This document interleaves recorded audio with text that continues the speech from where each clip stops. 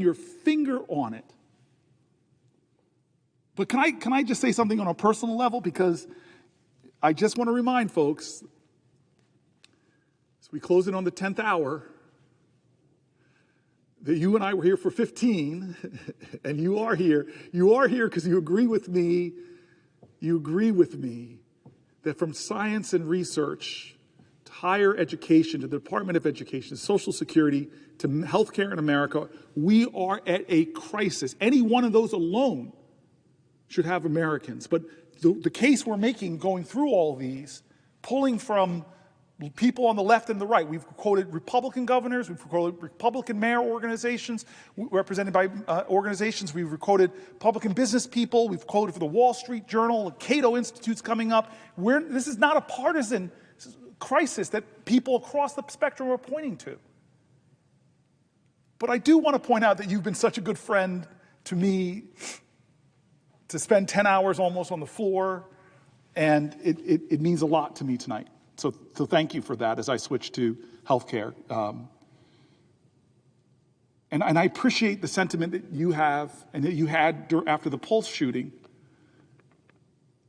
that you were so worried about when I listened to your maiden speech when you first got here to the Senate, that we would normalize gun violence in this country. And what I'm worried about, I share your worry there. I grew up in a time where fire drills were the big thing. In that space between people ducking and covering because of nuclear fears, and left school before we were a country that had more active shooter drills than fire drills. And we just sort of are normalizing this terror in our country and haven't stepped up to the challenge of really doing something about it. But this is one of these crises where if we act like business as usual, 71 days so far of the Trump administration. When we get to 100 days, catastrophic things could have happened to Medicaid and health care. The crashing of research for science, the attacks on the programs our senior citizens rely on. We as a country have to, as I said at the very beginning, 10 hours ago almost, we have to do what John Lewis challenged us to do, to stand up, to speak up, to get into good trouble, necessary trouble. And tonight, my friend, in the wee hours, so many songs about 4 a.m. It's like the hour that nobody should be awake. And I want to thank the presiding officer for being here. I want to thank the clerks and the parliamentary staff and the impositions. But the cries of American citizens for their leaders to do something different, to stand up, to speak up, I felt like this has to be done. And so let's keep going. Almost 10 hours in, I'm thankful, but we're going to start the next section. And like I'm trying to do in all of these is I'm trying to elevate the voices that don't get to come to this place, the voices that I'm hearing from, voices that identify themselves sometimes as I'm a Republican veteran, I'm a Democrat, but most of them are just people that are just saying, this is not normal. Many of them are saying, do something. Some of them who get me very emotional saying, what can I do? I get that question a lot. What can I do? Tell me what I can do to try to stop this. We're going to take this issue of immigration. And here is, I'm not sure where this person is from. My staff has covered it up probably to protect a person's identity. But I'm going to read this handwritten note. Oh, it's from New Jersey. Thank you. Senator Booker, please continue to fight the good fight against the injustices being done by the current administration. I am the pastor of Emmanuel Lutheran Church in New Brunswick. As a faith leader and your constituent, I am deeply concerned about the treatment of LGBTQ people and immigrants by this administration. The demonization and marginalization of these groups is unchristian and deeply offensive to the values of my faith. I ask that you continue to oppose all executive orders and legislation that targets these groups.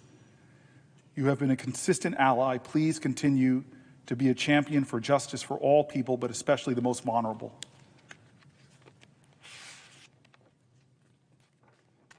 Another person. Late yesterday, in fact, court filings from the Trump administration revealed that they mistakenly deported a Maryland father with protected legal status to this horrific prison in El Salvador. Abrego Garcia is married to a United States citizen and has a 5-year-old disabled child who is a U.S. citizen. He has no criminal record in the United States, but despite receiving a legal status called withholding of removal, where a United States immigration judge found that it is more likely than not to face persecution if deported to El Salvador, the Trump administration deported him where? To the very country from which he fled gang violence. Here's the story that was written about him in The Atlantic. The Trump administration acknowledged in a court filing Monday that it had grabbed a Maryland father with protected legal status and mistakenly deported him to El Salvador, but said that the U.S. courts lack jurisdiction to order his return from the mega prison where he's now locked up. The case appears to be the first time the Trump administration has admitted to errors when it sent 3 plane loads of Salvadorians and Venezuelan deportees to El Salvador's grim terrorism confinement center on March 15th. Attorneys for several Venezuelan deportees have said that the Trump administration falsely labeled their clients as gang members because of their tattoos. But in Monday's court filing, attorneys for the government admitted that the Salvadorian man, Kilmar Abrego Garcia, was deported accidentally. Although ICE was aware of his protection from removal to El Salvador, Abrego Garcia was removed to El Salvador because of an administrative error, the government told the court. Trump lawyers said the court has no ability to bring him back now that Abrego Garcia is in Salvadorian custody. Simon Sandoval Moshenberg, Abrego Garcia's attorney, said he's never seen a case in which the government knowingly deported someone who had already received protected legal status from an immigration judge. He is asking the court to order the Trump administration to ask for Abrego Garcia's return and, if necessary, to withhold payment to the Salvadorian government, which says it's charging the United States $6 million a year to jail U.S. deportees. The Trump administration told the court to dismiss the request on multiple grounds, including the Trump's primacy in foreign affairs. Primacy in foreign affairs. I'm not going to stop now, but I ask anybody who's read the Constitution to understand that the President of the United States is not king. He does not have primacy in foreign affairs. I continue with the article. The claim that the court is powerless to order any relief, Sandoval Moshenberg told me. If that's true, the immigration laws are meaningless, all of them, because the government can do whatever they want, whenever they want, wherever they want, and no court can do anything about it once it's done.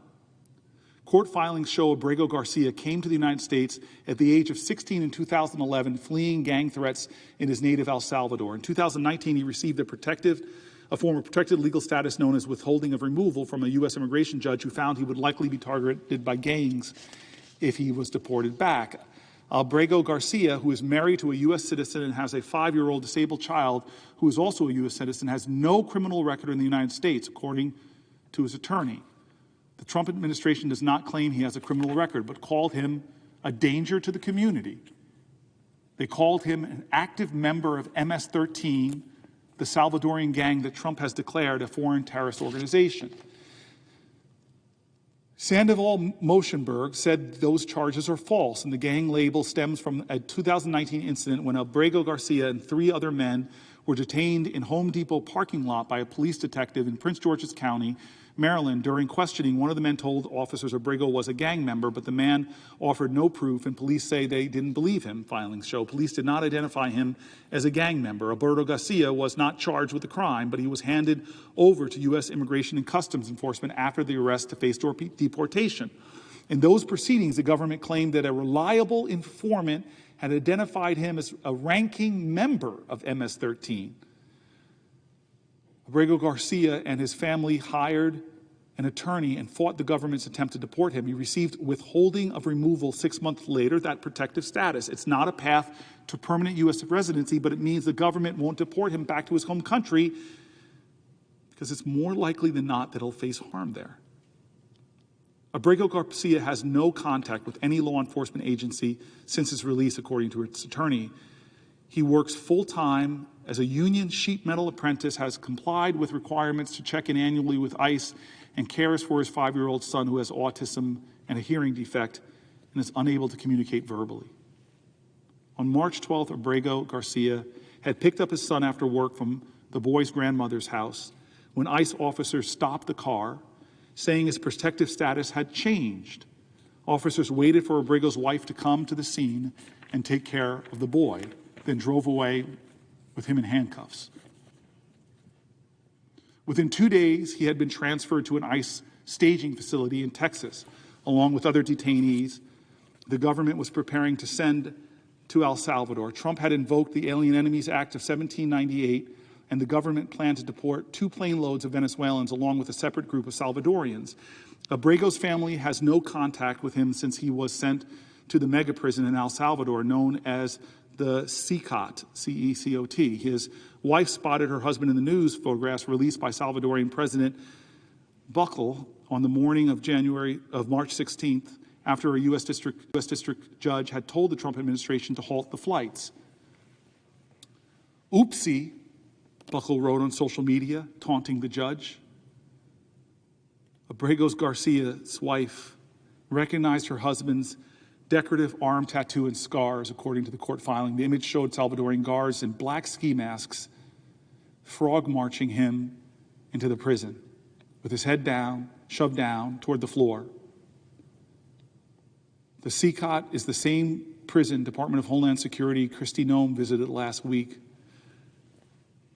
recording videos for social media while standing in front of a cell packed with silent detainees. The government wants to deport someone with protective status. The standard course would be to reopen the case and introduce new evidence arguing for deportation. The deportation of a protective status holder has even stunned some government attorneys. I've been in touch with who are tracking the case, who declined to be named because they weren't authorized to speak to the press. One of those people texted me, what, period, the, period, expletive, period. Sandoval Moshenberg told the court he believes Trump officials deported his client through extrajudicial means because they believed that going through the immigration judge process took too long and they feared that they might not win after all their cases. Officials at ICE and the Department of Homeland Security did not respond to a request for comment. The Monday court filing by the government indicates officials knew Abrego Garcia had legal protections shielding him from deportation to El Salvador. ICE was aware of this grant, withholding the removal at a time of Abrego Garcia's removal from the United States. Reference was made to his status on internal forms. Abrego Garcia was not on the initial manifest of the deportation flight, but was listed as, in quotes, an alternate. The government attorneys explained, as other detainees were removed from the flight for various reasons, Abrego Garcia, in quotes, moved up the list. The flight manifest did not indicate that Abrego Garcia should not be removed.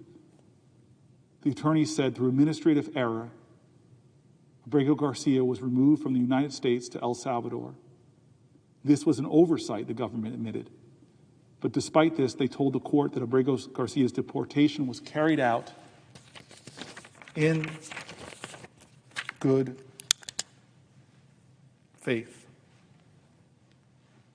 I'm going to go into this section now, and I'm going to read things by conservative justices and liberal justices to some of the most conservative Supreme Court justices that say this is outrageous in this nation.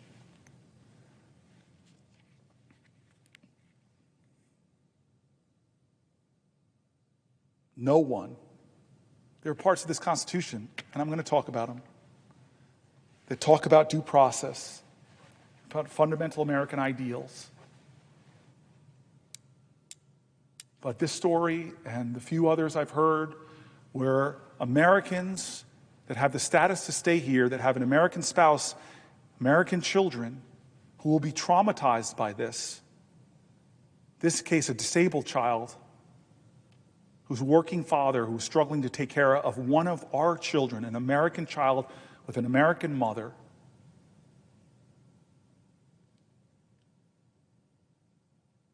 We were told that the president said he was going to be focusing on criminals, and these trumped up charges, where they admit in court they made a mistake, but write such mocking things to judges like whoopsie on social media, this cruelty, this is not who we are.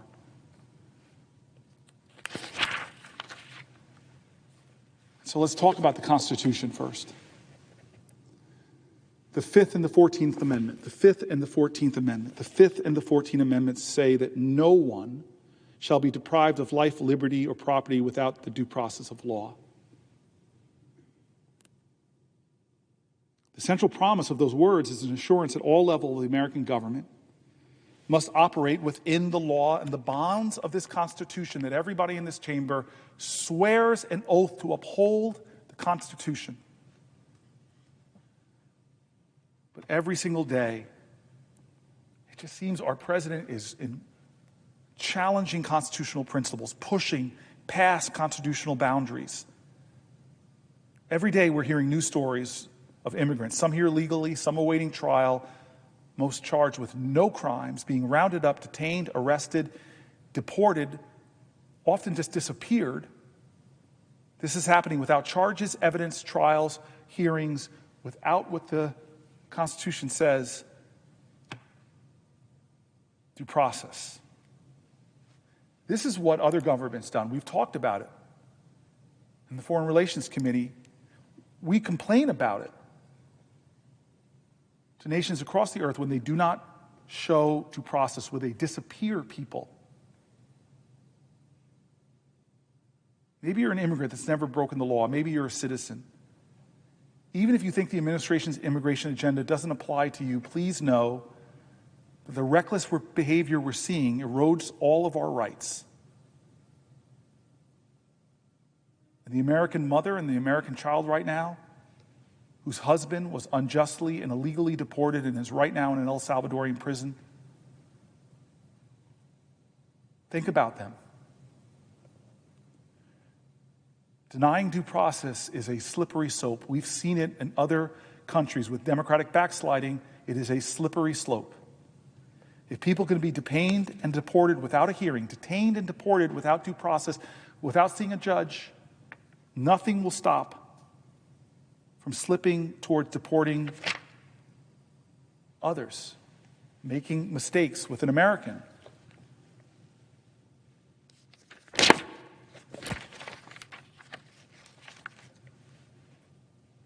I'm one of these people in this body that thinks our immigration system is in desperate need of reform. It was last updated 40 years ago.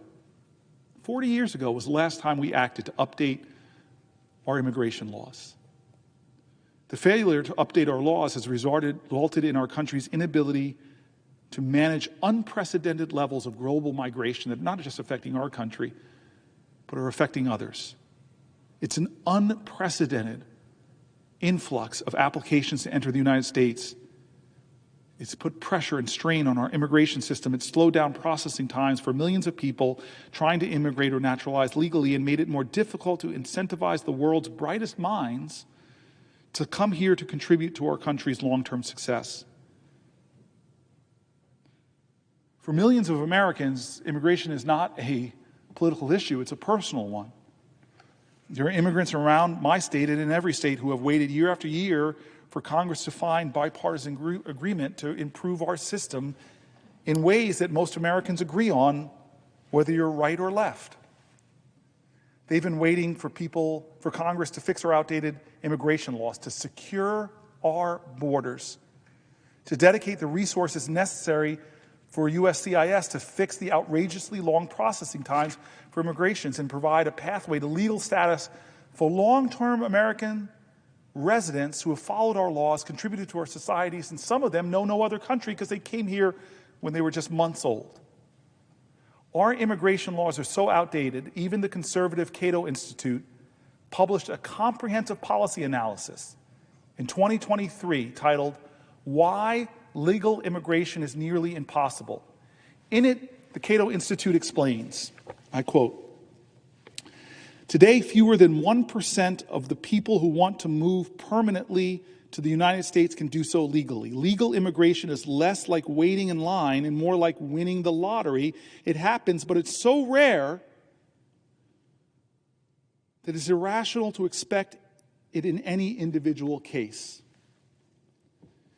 The Cato Institute continues, "For some immigrants, this restrictive system sends them back into the black market of illegal immigration. For others, it sends them to other countries where they contribute to the quality of life in their homes. And for still others, it requires them to remain in their homeland, often underemployed, sometimes in danger. Whatever the outcome, the system punishes both prospective immigrants and Americans who would associate, contract, and trade with them. Congress and the administration can do better." I've met with conservatives, I've met with business groups, I've met with agricultural leaders who all talk to common sense things we should be doing to improve our immigration system, to protect our borders, yes, but to improve our economy, to improve our scientific research, to improve our quality of life.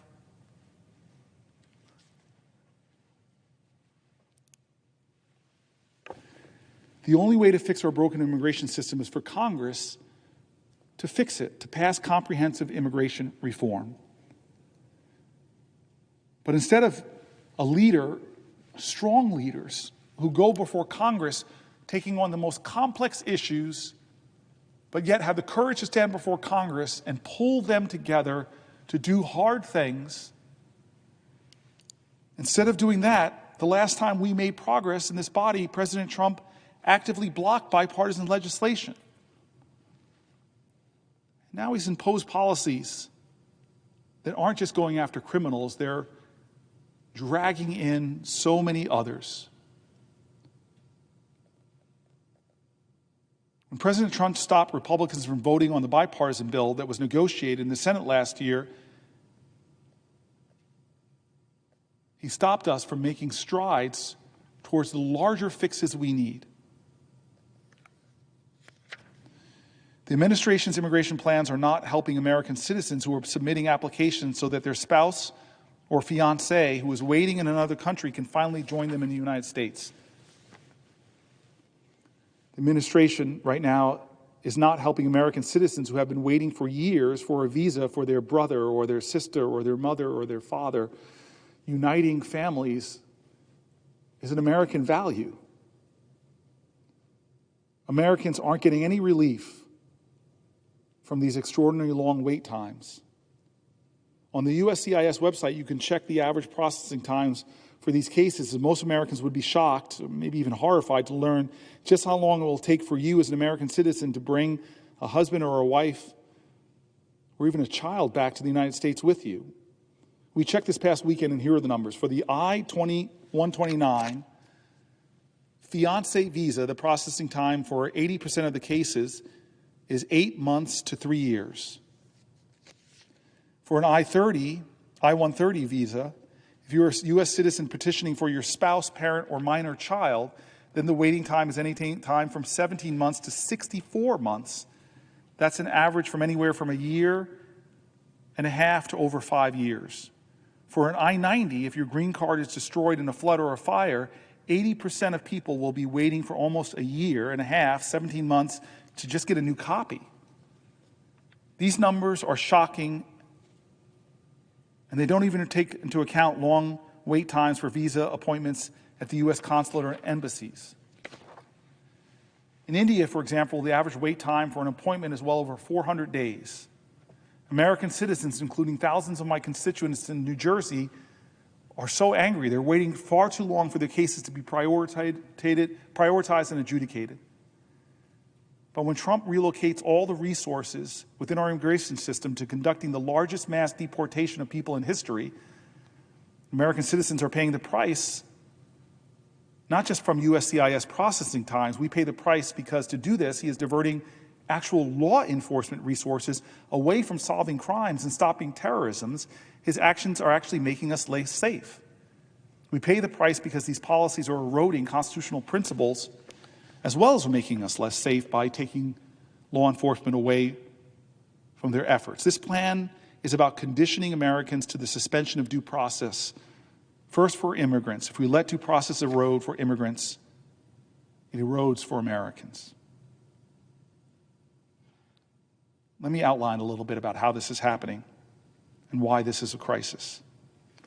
2 weeks ago, Trump invoked the Alien Enemies Act. The Alien Enemies Act of 1798 allows the president to detain or deport the natives and citizens of an enemy nation that we are at war with. 1798 Act.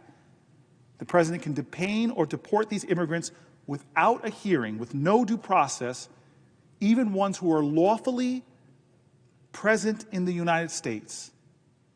The Alien Enemies Act was last used during one of our country's darkest moments, the internment of Japanese, German, and Italian nationals during World War II. But even then, we still ensured that due process was followed. Prior to detention, people subjected to the Alien Enemies Act in the 1940s appeared before the Alien Enemy Hearing Board, where they could at least present evidence that they had no ties to Axis powers. As one circuit court judge recently said of Trump's use of the Alien Enemies Act, there's no regulations, and nothing was adopted by agency officials that were administrating this. The people weren't even given notice. They weren't told where they were going. They were given these people on those planes. They were getting those people on the planes on Saturday and had no opportunity to file habeas or any type of action to challenge their removal. The standards of 1940 during World War II were higher than the standards of this president? The following are people that Trump has targeted and removed without criminal charges, without a hearing, without evidence, to a prison rife with human rights abuses in El Salvador. These are the people that he has sent there. A tattoo artist seeking asylum who entered the country legally, an aspiring pop musician with a tattoo of a hummingbird, a 24-year-old who used to teach swim classes for children with developmental disabilities and has a tattoo of an autism awareness ribbon in honor of his brother, a Venezuelan who had fled violence in Venezuela last year and came to the United States to seek asylum. His lawyer wrote on social media, ICE alleged that his tattoos are gang-related. They are absolutely not. Our client worked in the arts in Venezuela. He is gay. LGBTQ. His tattoos are benign. He has no criminal record. Another Venezuelan removed to this El Salvadorian prison is a barber with no criminal history. Another professional is a professional soccer player, has a tattoo with a soccer ball and a rosary closely resembling the logo of his favorite soccer team.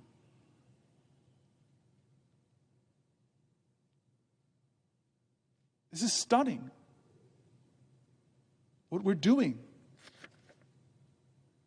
These people were swept up and sent to another prison known for its human rights abuses because they were Venezuelan and had tattoos, benign tattoos. An article was published in one periodical about the anguish from families. Here are a few excerpts from the article. You are here because of your tattoos. The Trump administration sent Venezuelans to El Salvador's most infamous prison. Their families are looking for answers.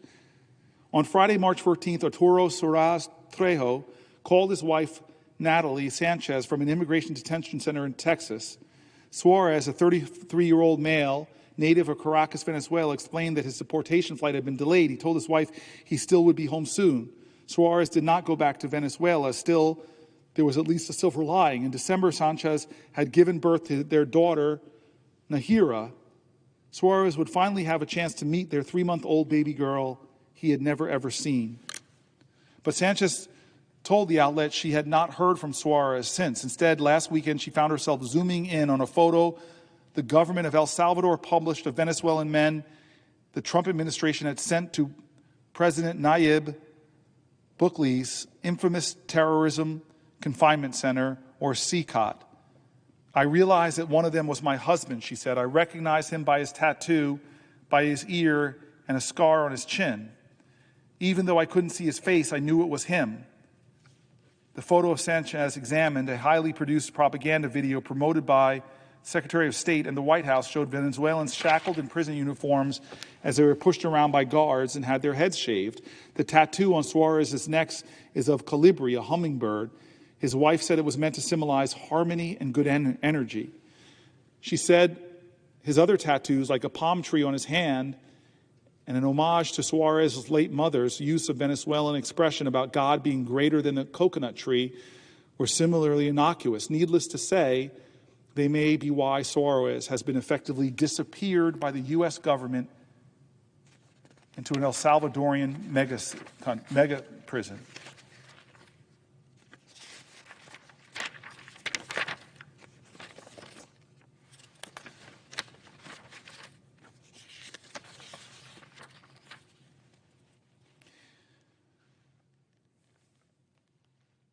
We must keep our country safe.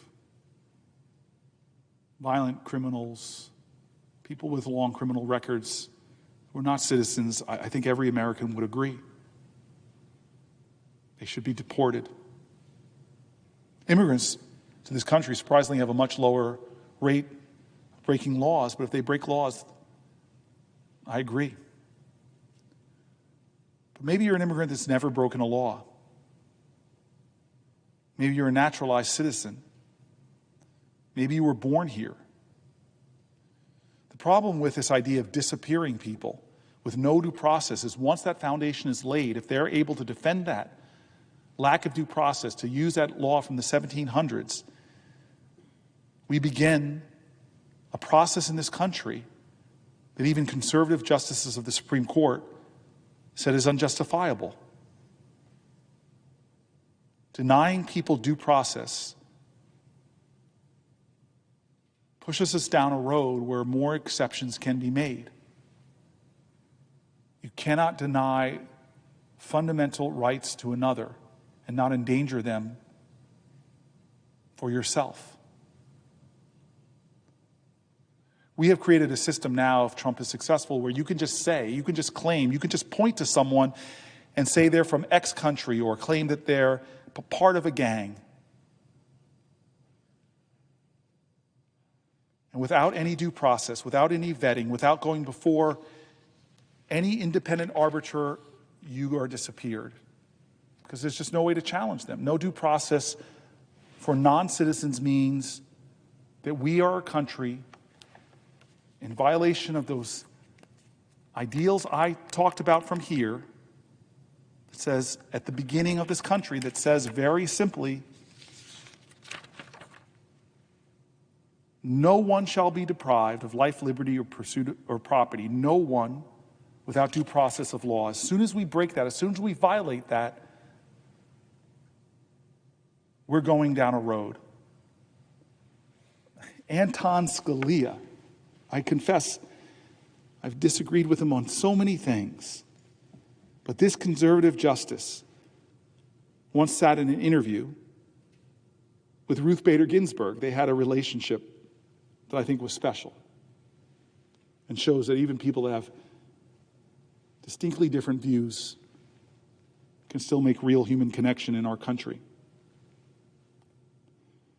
They were asked by an interviewer whether undocumented people have the 5 freedoms: freedom of religion, freedom of speech, freedom of the press, freedom of assembly, and freedom to petition the government.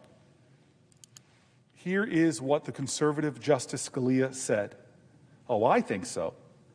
I think anybody who is present in the United States has protections under the United States Constitution Americans abroad have that protection. Other people abroad do not.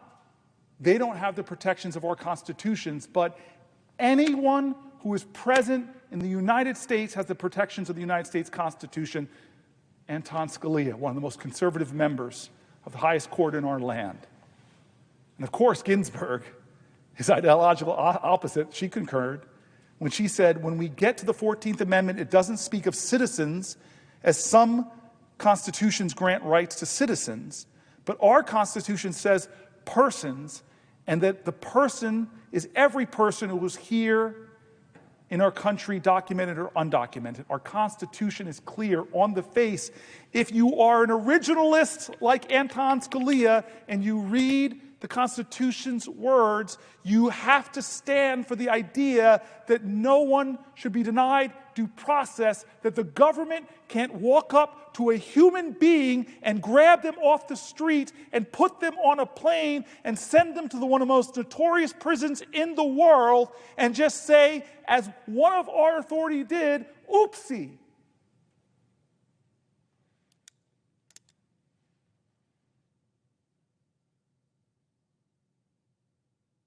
Think about that. And that happened to a father of an American child. Think about that. That happened to a husband of an American woman. Think about that. That happened to a man who a judge already said he had the right to stay. When the rights of some are violated, they are a threat to the rights of all of us.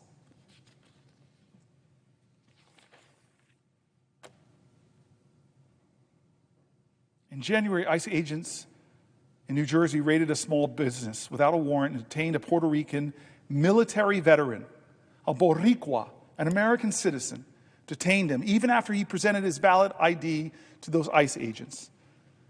This is one example of so many. Some Americans have already been caught in Trump's immigration dragnet. More will be. An article by Nicole Foy. About a week after President Trump took office, Jonathan Guerrero was sitting at a Philadelphia car wash where he works when immigration agents burst in. The agents didn't say why they were there and didn't show their badges, Guerrero recalled. So the 21-year-old didn't get a chance to explain that although his parents were from Mexico, he was born right there in the city of brotherly love.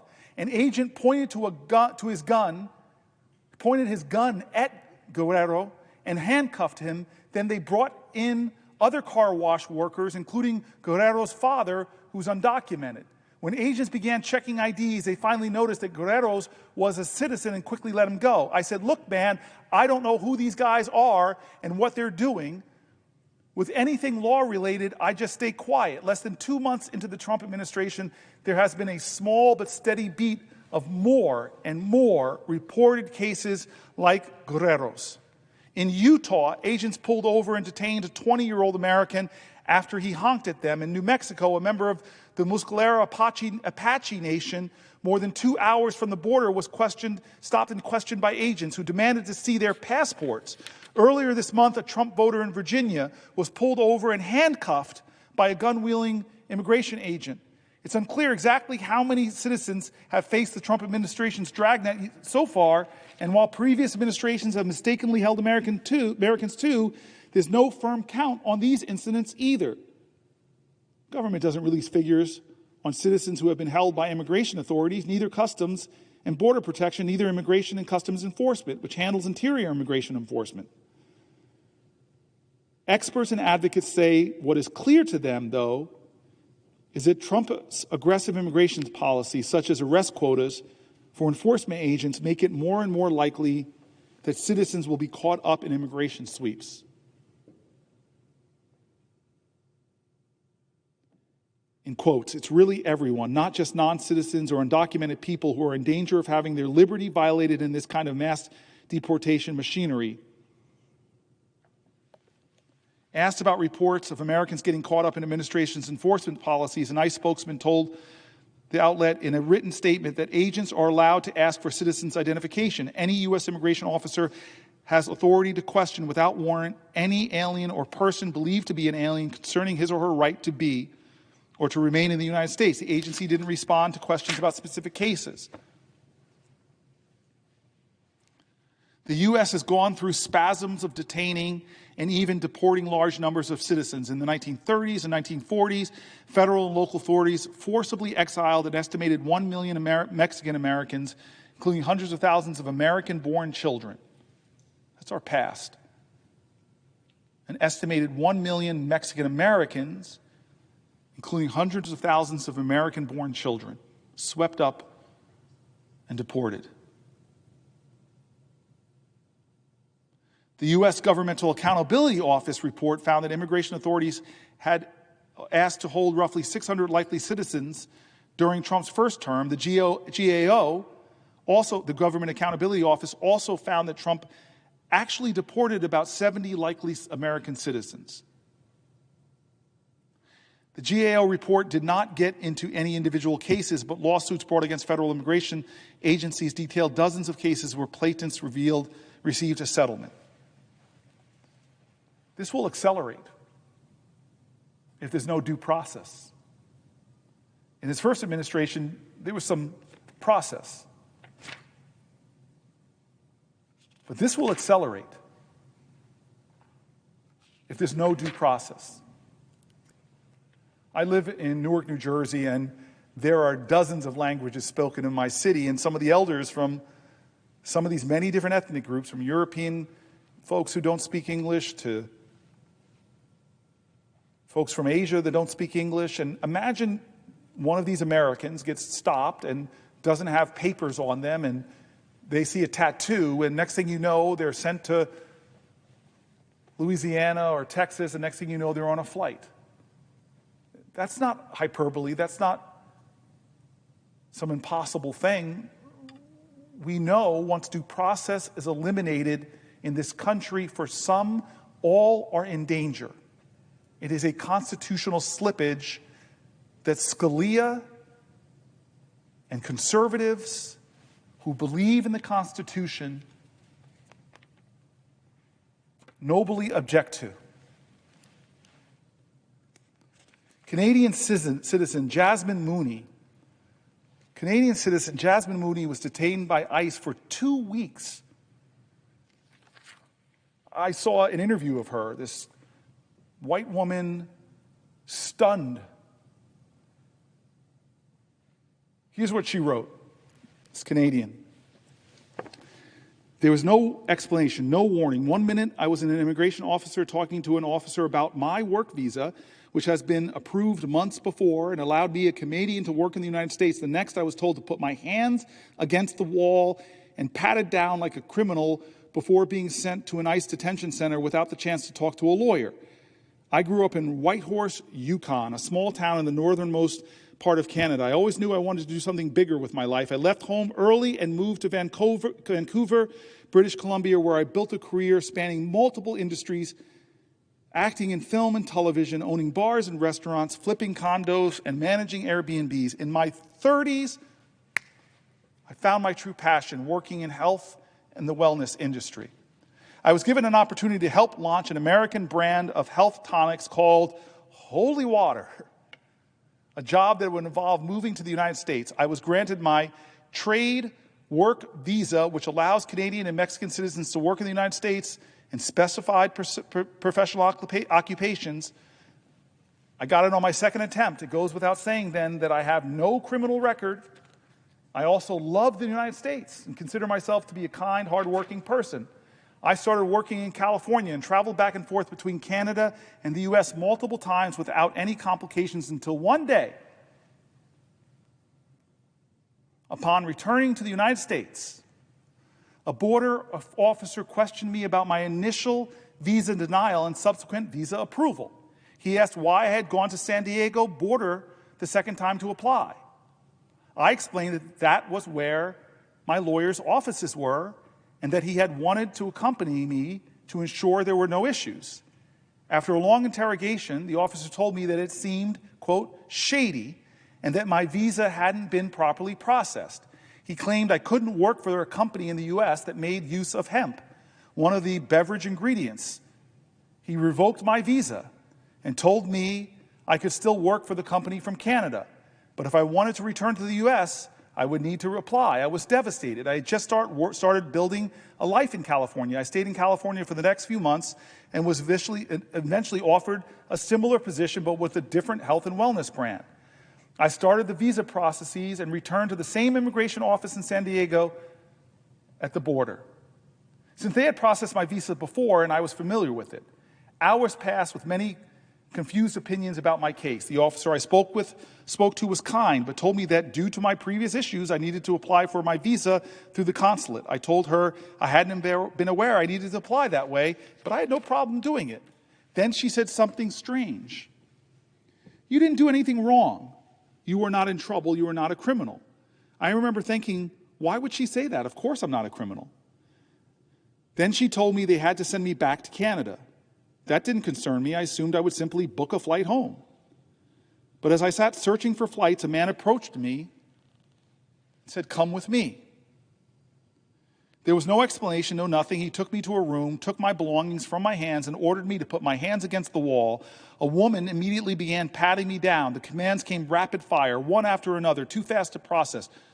They took my shoes, pulled out my shoelaces. "What are you doing? What's happening?" I asked. "You are being detained." "I don't understand. What does that mean? For how long?"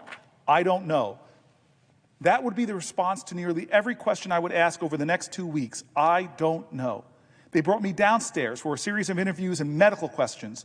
They searched my bags and told me I had to get rid of half my belongings because I couldn't take everything with me. "Take everything with me where?" I asked. A woman asked me for the name of someone they could contact on my behalf. In moments like this, you realize you don't actually know anyone's phone number anymore. By some miracle, I had recently memorized my best friend Britt's number because I had been putting my grocery points on her account. I gave them her phone number. They handed me a mat and a folded up sheet of aluminum foil. "What's this?" "Your blanket." "I don't understand." I was taken to a tiny freezing cement cell with bright fluorescent lights and a toilet. There were 5 other women lying on their mats with aluminum sheets wrapped around them looking like dead bodies.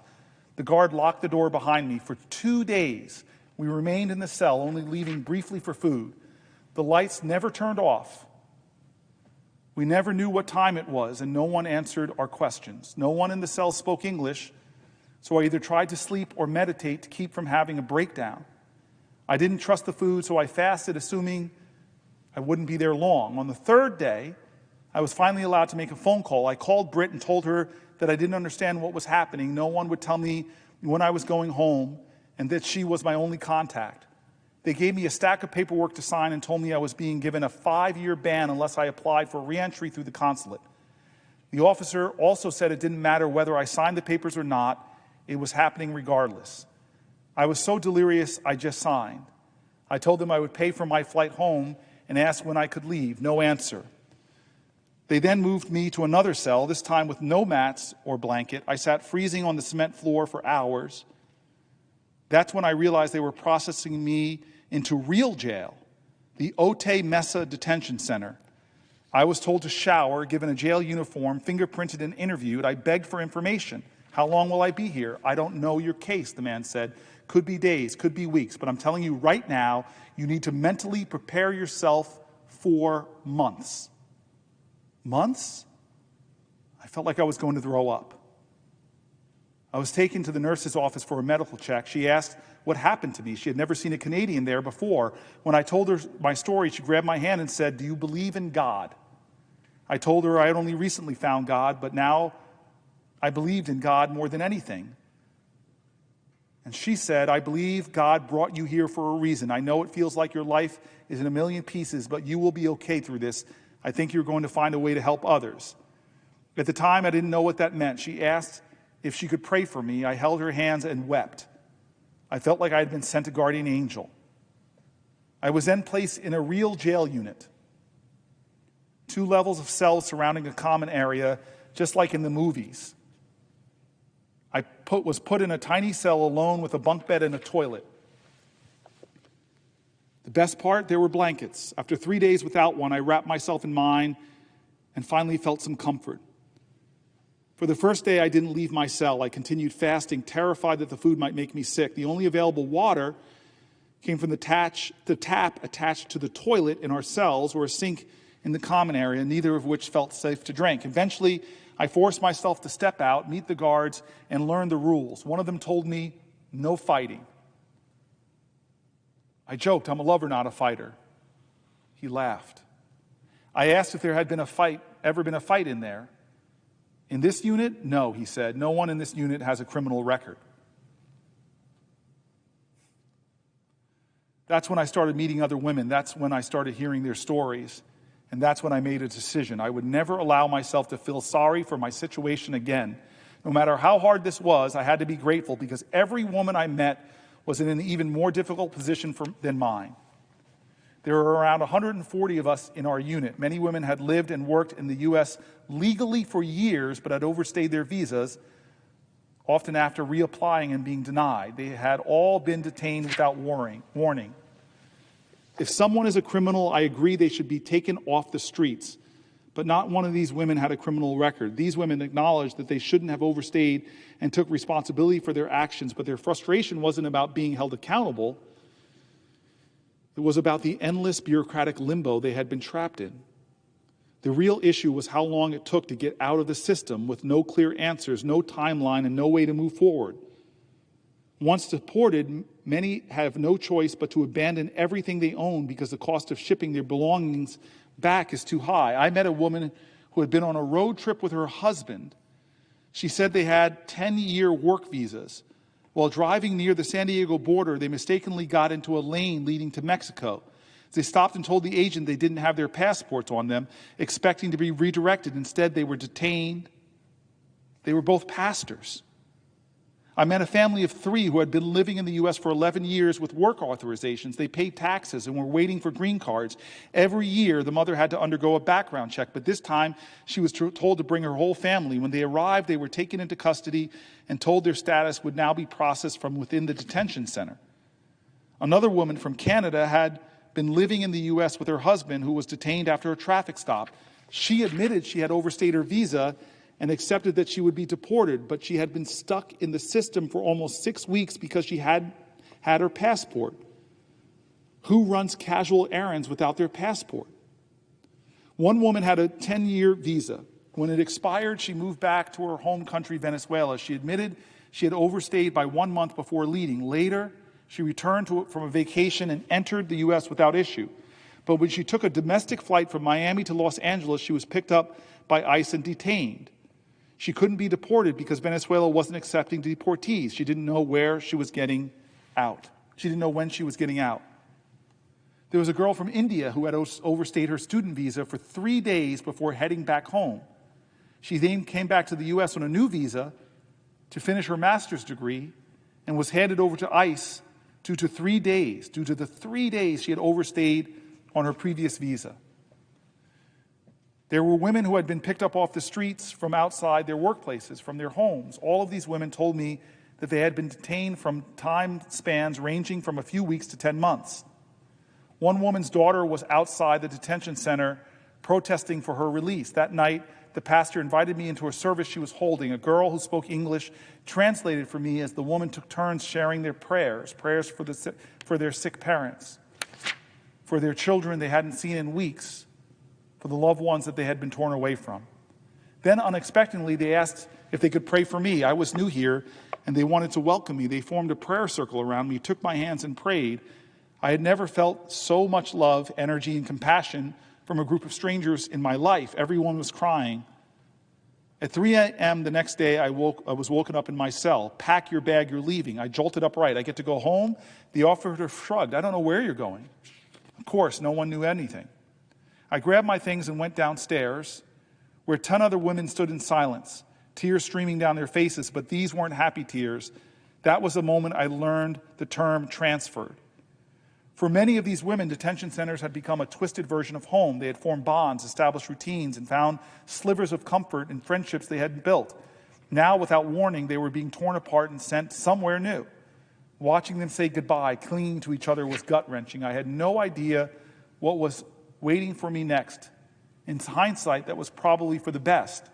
Our next stop was Arizona, the San Luis Regional Detention Center. The transfer process had lasted for 24 hours, a sleepless, grueling ordeal. This time, men were transported with us, roughly 50 of us crammed into a prison bus for the next 5 hours, packed together, women in the front, men in the back. We were bound in chains that wrapped tightly around our waists, with our cuffed hands secured to our bodies and shackles restraining our feet, forcing every moment into a slow, clinking struggle. When we arrived at our next destination, we were forced to go through the entire intake process all over again with medical exams, fingerprinting, and pregnancy tests. They linked us up in a filthy cell, squatting over a communal toilet, holding Dixie cups of urine while the nurses dropped pregnancy tests in each of our cups. It was disgusting. We sat in freezing cold jail cells for hours, waiting for everyone to be processed. Across the room, one of the women suddenly spotted her husband. They had both been detained and were now seeing each other for the first time in weeks. The look in their faces, pure love, relief, and longing, was something I'll never forget. We were beyond exhausted. I felt like I was hallucinating. The guard tossed us each a blanket and said, "Find a bed." There were no pillows. The room was cold as ice, and one blanket wasn't enough. Around me, women lay curled into themselves, heads covered, looking like a room full of corpses. This place made the last jail feel like the Four Seasons. I kept telling myself, do not let this break you. 30 of us shared one room. We were given one styrofoam cup for water and one plastic spoon that we had to reuse for every meal. I eventually had to start trying to eat. Sure enough, I got sick. None of the uniforms fit, and everyone had men's shoes on. The towels they gave us to shower with were hand towels.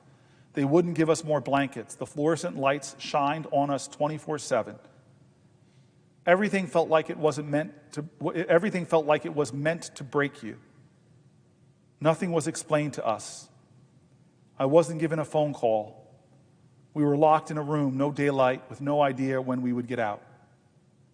I tried to stay calm as every fiber of my being raged toward panic mode. I didn't know how I would tell Britt where I was. Then, as if sent from God, one of the women showed me a tablet attached to the wall where I could send emails.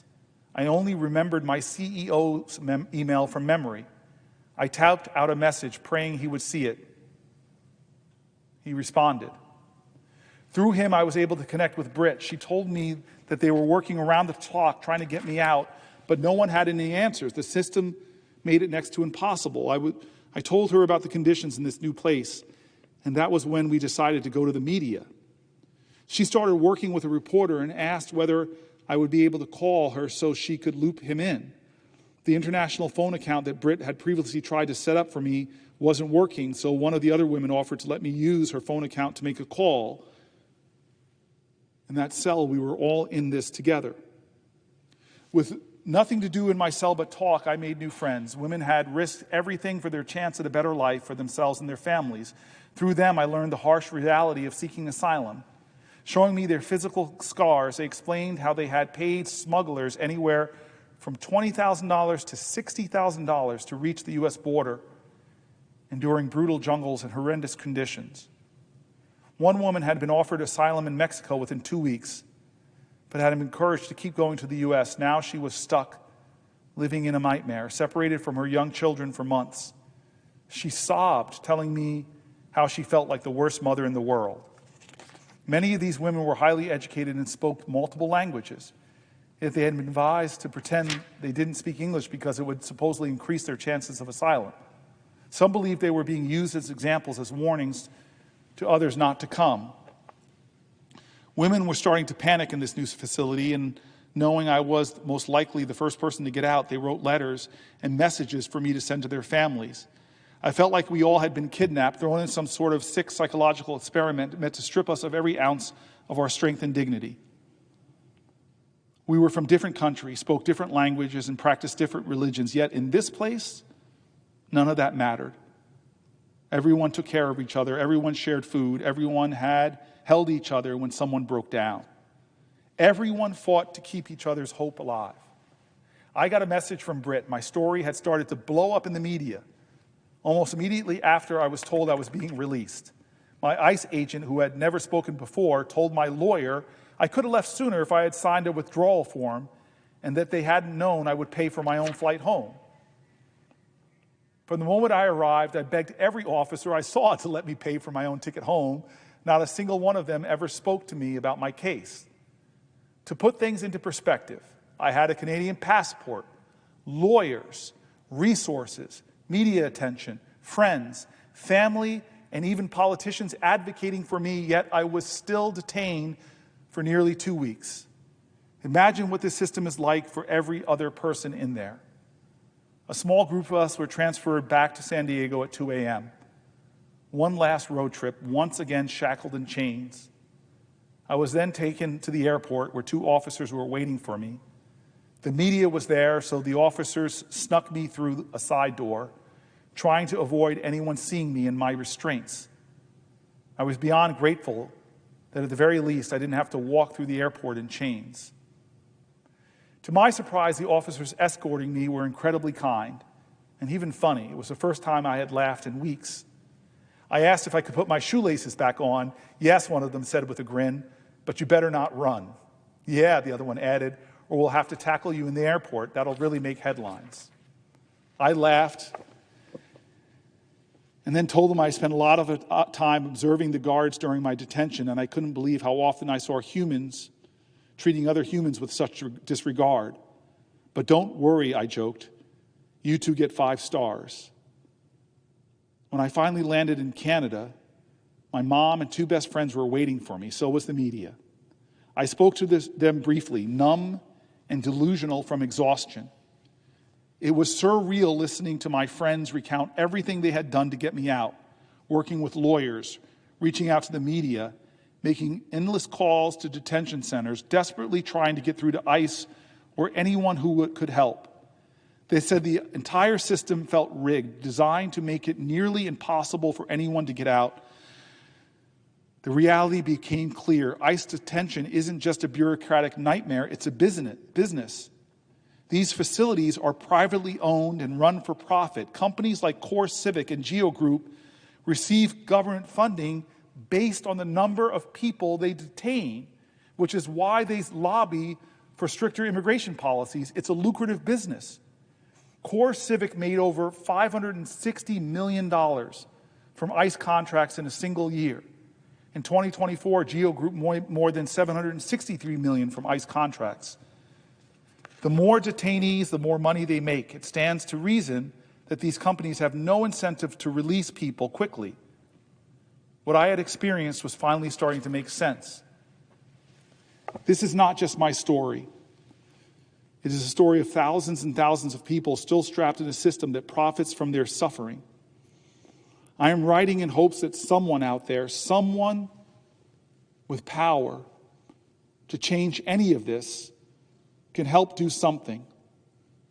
The strength I witnessed in those women, the love they gave despite their suffering, is what gives me faith. Faith that no matter how flawed the system is, how cruel the circumstances, humanity will always shine through. Even in the darkest places, within the most broken systems, humanity persists. Sometimes it reveals itself in the smallest unexpected acts of kindness, a shared meal, a whispered prayer, a hand reaching out in the dark. We are defined by the love we extend. We are defined by the love we extend. We are defined by the love we extend. We are defined by the love we extend, by the courage we summon, and the truths we are willing to tell. That's the end of the article.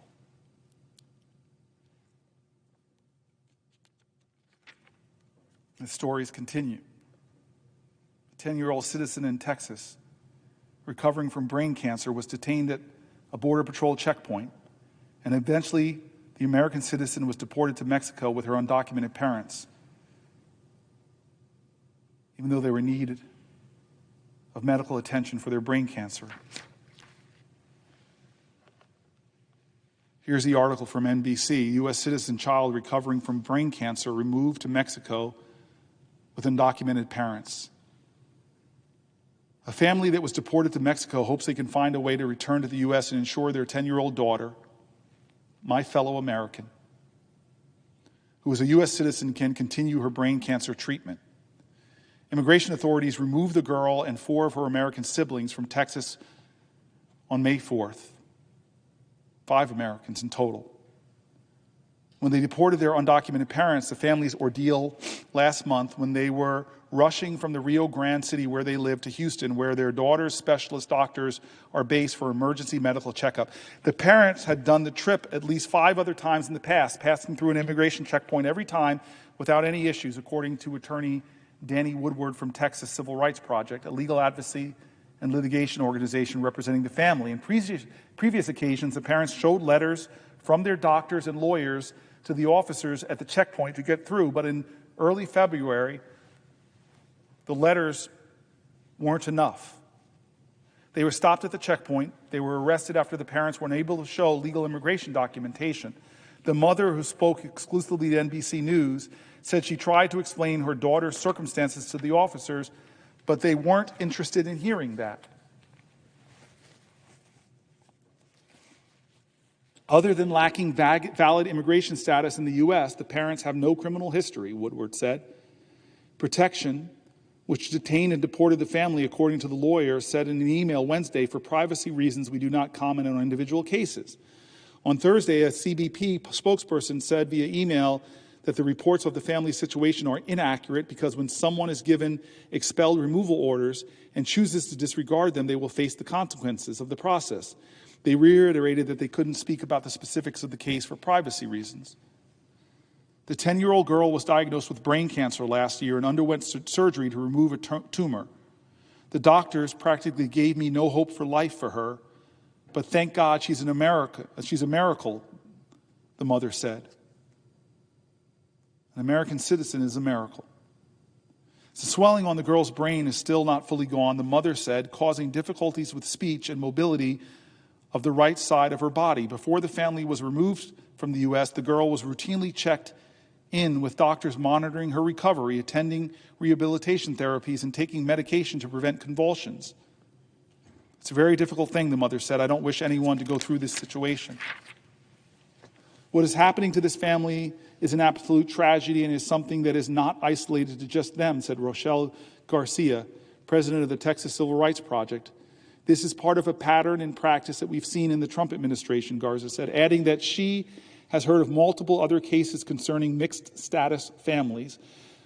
But for now, this is the only case of this nature the organization has taken on. The Trump administration's border czar, Tom Homan, has said families can be deported together regardless of status. Homan said it would be up to the parents to decide whether to depart the U.S. together or leave their children behind. But undocumented parents of U.S.-born children, if picked up by immigration authorities, face the risk of losing custody of their children without the power of attorney, document, or a guardianship outlining who will take care of their children left behind. The children go into the U.S. foster care system, making it harder for the parents to regain custody of their children in the future. According to the girl's mother, she recalled feeling like she could not do anything. She said in Spanish, "You're between a rock and a hard place." NBC News is withholding the name of the mother and the rest of the family members since they were deported to an area in Mexico that is known for kidnapping U.S. citizens. In addition to the parents and their 10-year-old sick American daughter, 4 of their other American children, ages 15, 13, 8, and 6, were also in the car when they were detained. 4 of the 5 children born in the U.S. According to the mother, the family was taken to a detention center following their arrest, where their mom and daughters were separated from her husband and sons, and she realized she wouldn't be taking her daughter to the doctors. The fear is horrible. I can't explain it, but it's something frustrating, very tough. Something you wouldn't wish on anyone. She said, adding that her sick daughter was laying on a cold floor beneath incandescent lights. Hours later, the family was placed in a van and dropped on the Mexico side of the Texas bridge. From there, they sought refuge in a nearby shelter for a week. Mom said the safety concerns keep coming up at night. and the children haven't been able to go to school. The 10-year-old daughter and 15-year-old son who lives with a heart disorder known as long QT syndrome, which causes irregular heartbeats and can be life-threatening if not treated well, have not received the health care they need in Mexico. The teen wears a monitor that tracks his heart rate. The authorities have my children's lives in the hands, she said in tears. The authorities have my children's lives in their hands. Both parents arrived to the U.S. from Mexico in 2013 and settled in Texas, hoping for a better life for their family, the mother said. She and her husband both worked for a string of different jobs to support their 6 children. The couple also has a 17-year-old son that they left behind in Texas following their deportation. Just 2 weeks ago, another undocumented mother in California, caring for her 20-year-old daughter, a U.S. citizen undergoing treatment for bone cancer, was detained by immigration authorities and later released under humanitarian parole. We are calling on the government, Garza said, to parole the family, to correct the harm, and to not do this to anyone else. Gentleman yield. I think I need to. I'll yield to a question. I'll yield to a question while retaining the floor, and I thank my brother, I thank my friend, who's now stood with me for almost 11 hours. Those are hard stories to read, Senator Booker, but I appreciate you showing the coldness of this current administration's immigration policy. You know, the tragedy to me is that there's an opportunity to fix what is undoubtedly a broken immigration system. And yet we're into day 71 and Donald Trump has not proposed to us any proposals to fix the broken system. Instead, what he is doing is spending like a drunken sailor on an enforcement system that wastes tens of millions of taxpayer dollars. You described this harrowing experience that this Canadian woman had. And as I was listening to this 2-week ordeal that she went through, being transported from site to site, being processed and reprocessed, as the top Democrat on the Homeland Security Subcommittee of Appropriations, I'm just cataloging in my brain how much money that cost us. Ultimately, this was somebody working in the United States. This was somebody that posed no threat to United States citizens. But we probably spent several $1 million on that 2-week ordeal. Overall, the Trump administration is going to blow through all of the money allocated to Border Patrol. They are going to have to come back to Congress for a massive additional appropriation, all at the same time that they are shuttering medical research in this country. They are closing down Social Security offices. There are measles outbreaks all across the country. Planes seem to be falling out of the sky as the FAA is enduring layoffs. There are consequences to these spending decisions. The amount of money that's being spent at the border, much of it wasted in a showy, ineffective response. The consequence of that is that the services that average everyday Americans need, like help on their Social Security claims, are being impacted.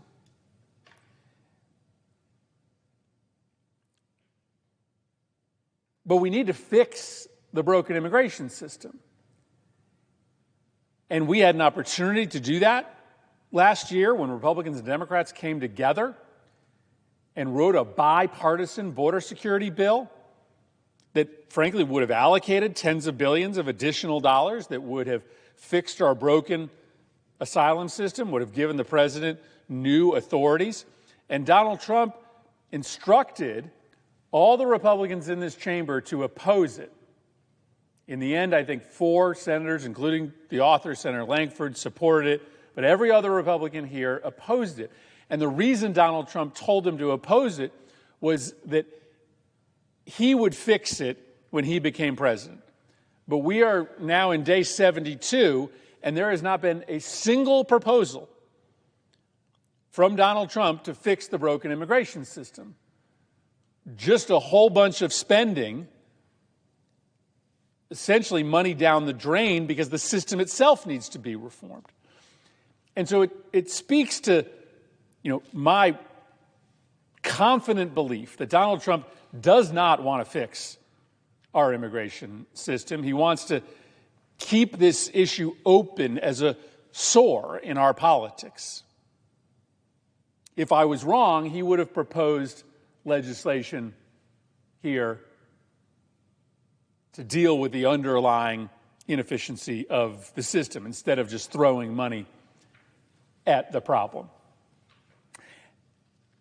And so we will see what the result of this campaign is. We were told that immigrants to this country represented a very specific national security threat, that we needed to crack down on immigration, including expelling from this country legitimate asylum seekers, because that was what was necessary to protect the nation. Well, we'll see what the crime data tells us for the first few months of this administration. I have a feeling I already know what the story is. Crime is not going to have gone down. Why? Because, in fact, whether people want to acknowledge this or not, natural-born American citizens commit crimes at rates higher than first-generation immigrants or people born outside of the United States of America.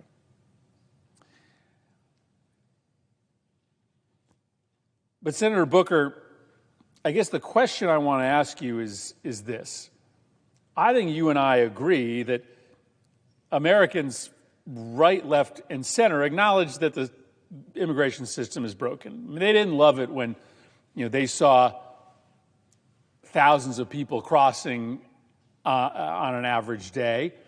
And they know that when it takes 10 years to process an asylum claim, something's wrong, and that it, then just provides an incentive for people to come here without documentation. But my impression is that cross-section of Americans that believes that the existing immigration system is broken also believes 3 other things. One, that the way to fix it is to change the laws, and that they believe that we have not done our job until we have changed the laws. For instance, building a better asylum system.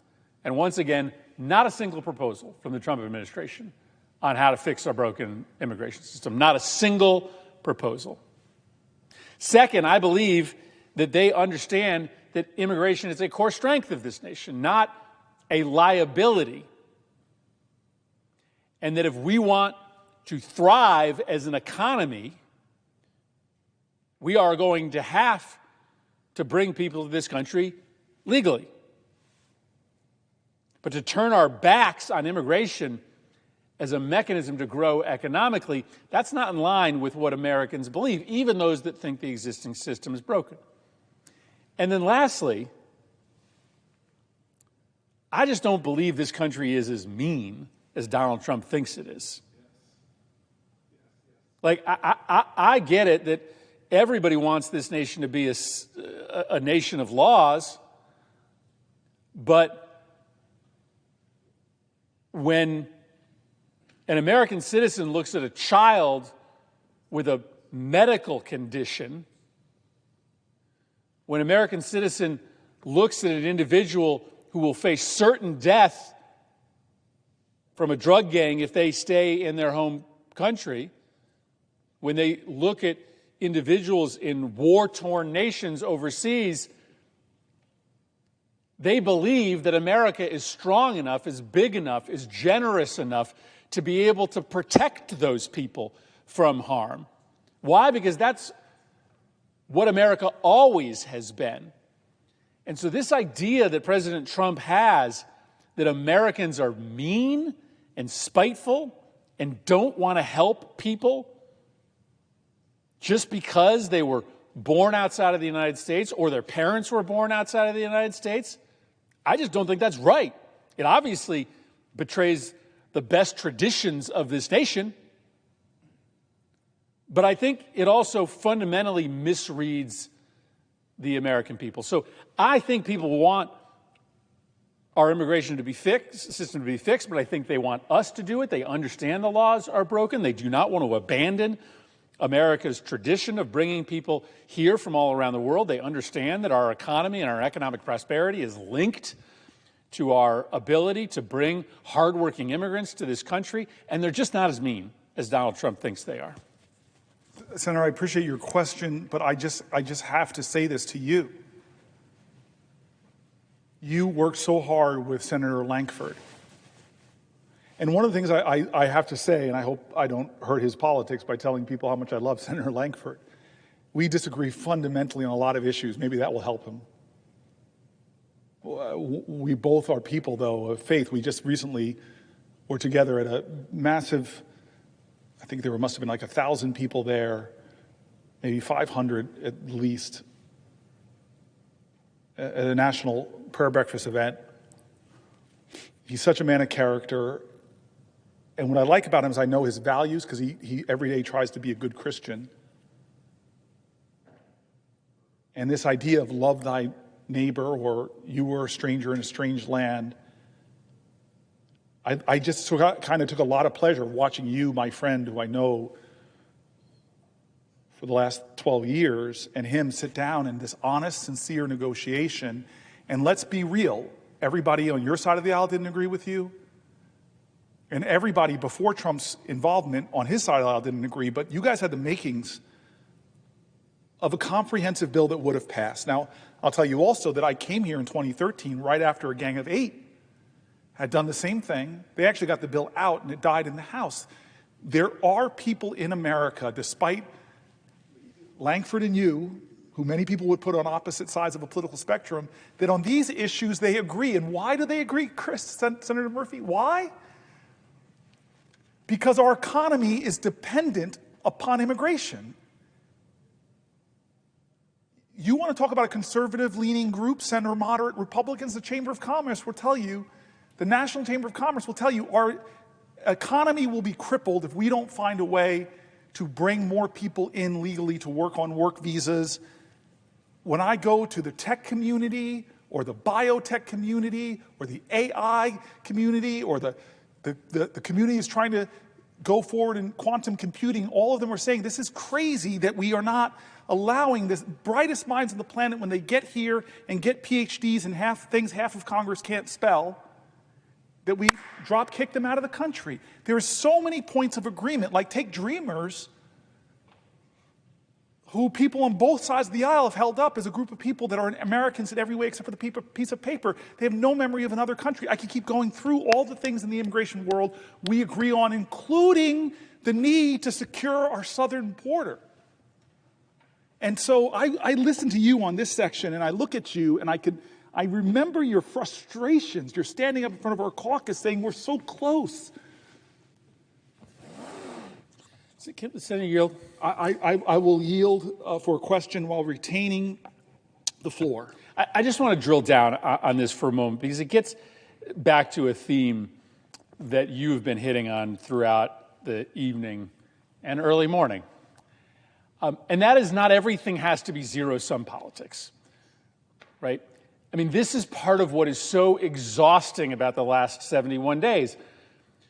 For many, many Americans, I think it's part of why Donald Trump's approval ratings are sinking by the day, because, listen, you and I are pugilists when we need to be, right? I mean, we fight when we think that there's a worthy fight. That's what this is today. It's a fight. We understand it's a fight for our values. But we don't think everything has to be a fight. We see our jobs as standing up for our convictions, but then finding that common ground. I did not expect to be in that room with Senator Lankford. I was surprised pleasantly when we came to an agreement. You spent months and months hammering out really difficult criminal justice reform with a colleague of yours that you have equal numbers of disagreements with, because we feel like we have a call from our constituents to fight but then find the common ground. But this administration has zero interest in common ground. Every single day, they wake up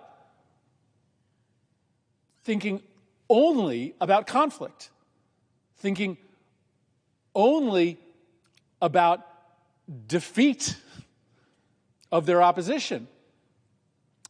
And they have been frustrated because they've been trying to do a lot of illegal things, and the courts have been telling them no.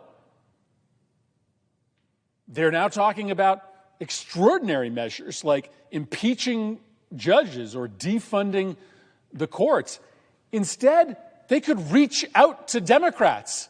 They could decide to do what every previous president has tried to do, which is, instead of ramming through a one-side-only policy on immigration, for instance,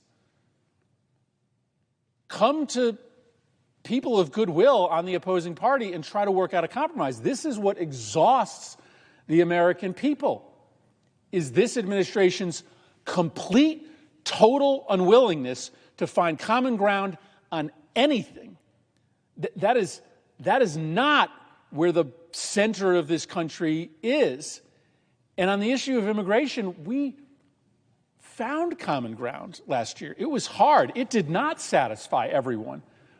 But we have proven that on this issue, that is hot, that is difficult for even family members to talk about sometimes, that even on this issue of immigration, we can find that common ground. And so we are here, you are here, because there's a fight to be waged.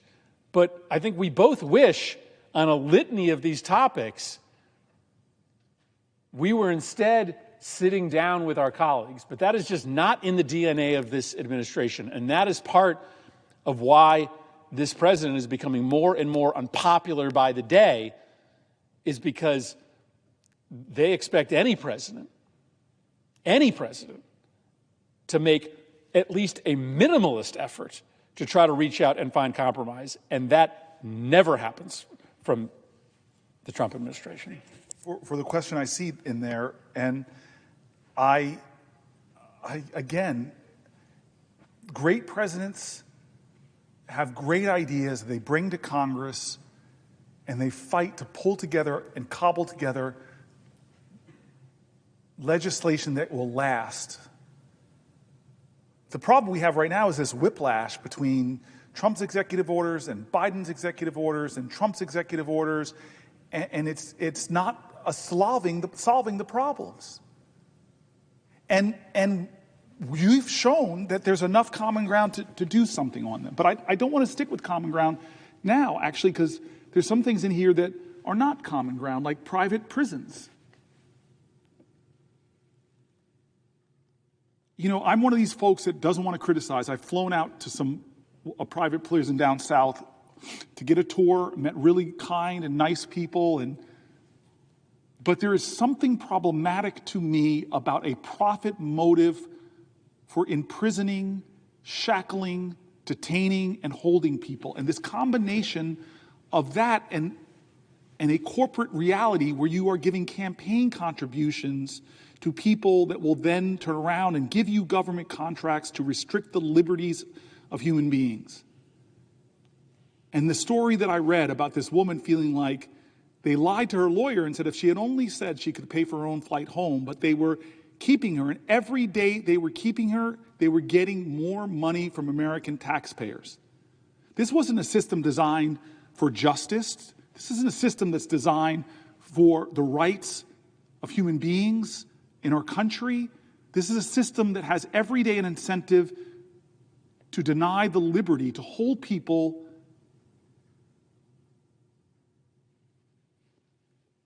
it's wrong. It's wrong. It's broken. And with a president that doesn't care about these things, that is giving greater latitude so that more stories like the Canadian woman's story, it's stunning. I want to keep moving, though.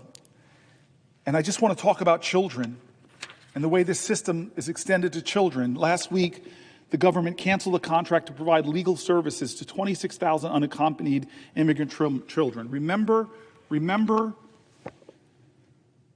what Anton Scalia said about due process in his strict interpretations of the literal writings of our founders. But 26,000 unaccompanied migrant children no longer have legal representation.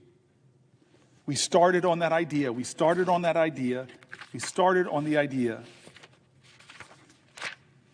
The Fifth and the 14th Amendment. No one shall be deprived of life, liberty, or property without due process. And our country has now rolled back. Trump got rid of a policy that prevented ICE from arresting kids at schools and people from their places of worship. Now, every day, families face the impossible choice of whether to send a kid to school and risk permanent separation from their families. Here's a story from New Jersey. And I quote, "Recently, when I was home in Newark, New Jersey, a woman in my neighborhood came up to me to tell me a heartbreaking story. One morning, she was on her way to walk to school, the mom of another child's children. I won't make this anonymous. One of my closest friends, she's like a sister to me. She lives in the Ironbound in Newark. And was very emotional because her neighbors were so terrified that they came to her and asked her to walk their children to school. They're American children.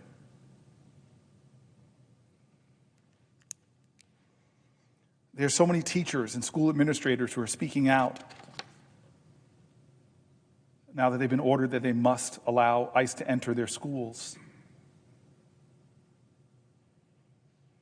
Trump has plans to revoke temporary protected status protection for hundreds of thousands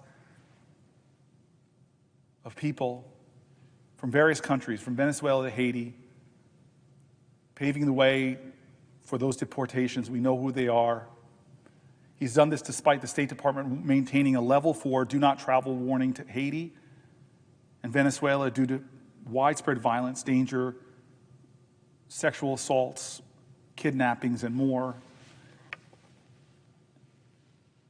He claims that he's tough on crime because he wants to go after child sexual abusers, but when you're sending children running into schools and churches and sending them back to environments that are known for sexual assaults on young girls.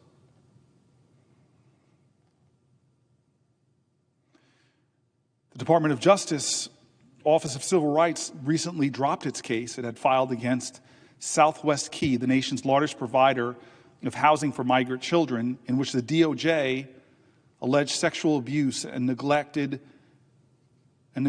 perpetrated against undocumented children in federal custody.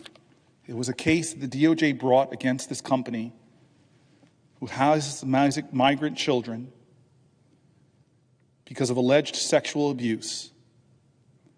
And what did our government do under Trump? They dropped charges.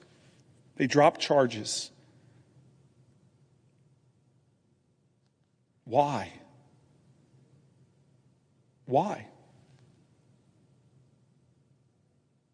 Children being sexually assaulted? It's not worth an investigation? Is it because the administration thinks that pursuing the lawsuit and holding perpetrators accountable will somehow interfere with their immigration agenda? They literally let alleged sex abusers go free with no explanation. The hypocrisy.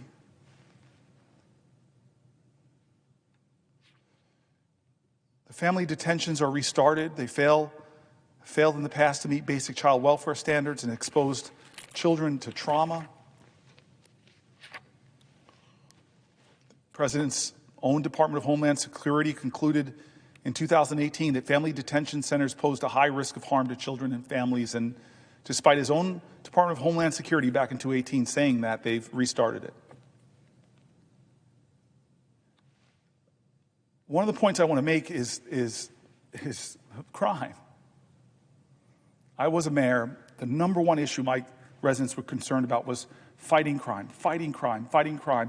I went back to New York recently for a horrible, tragic death of a police officer by a 14-year-old with a ghost gun. It was horrible. To send off hundreds and hundreds and hundreds of police officers from all over our state, from New York. This police officer was murdered by a 14-year-old. I still pray for their family, his mom.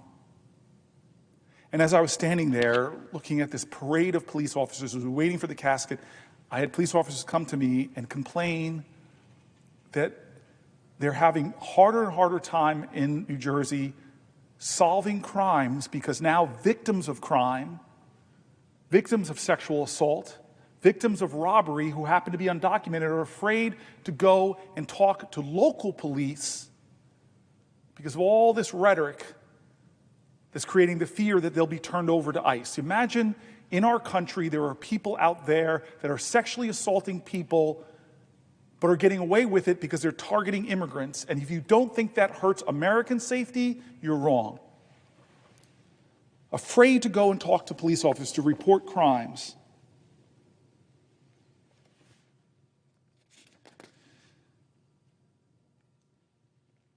They're subverting people's constitutional rights. They're incarcerating people in foreign prisons who have no criminal records. The harms to children. We've talked about all of this, but diverting law enforcement resources away from investigating national security threats, terrorism, drug smuggling, human trafficking, illegal arms exports, financial crimes, and sex crimes, taking law enforcement away from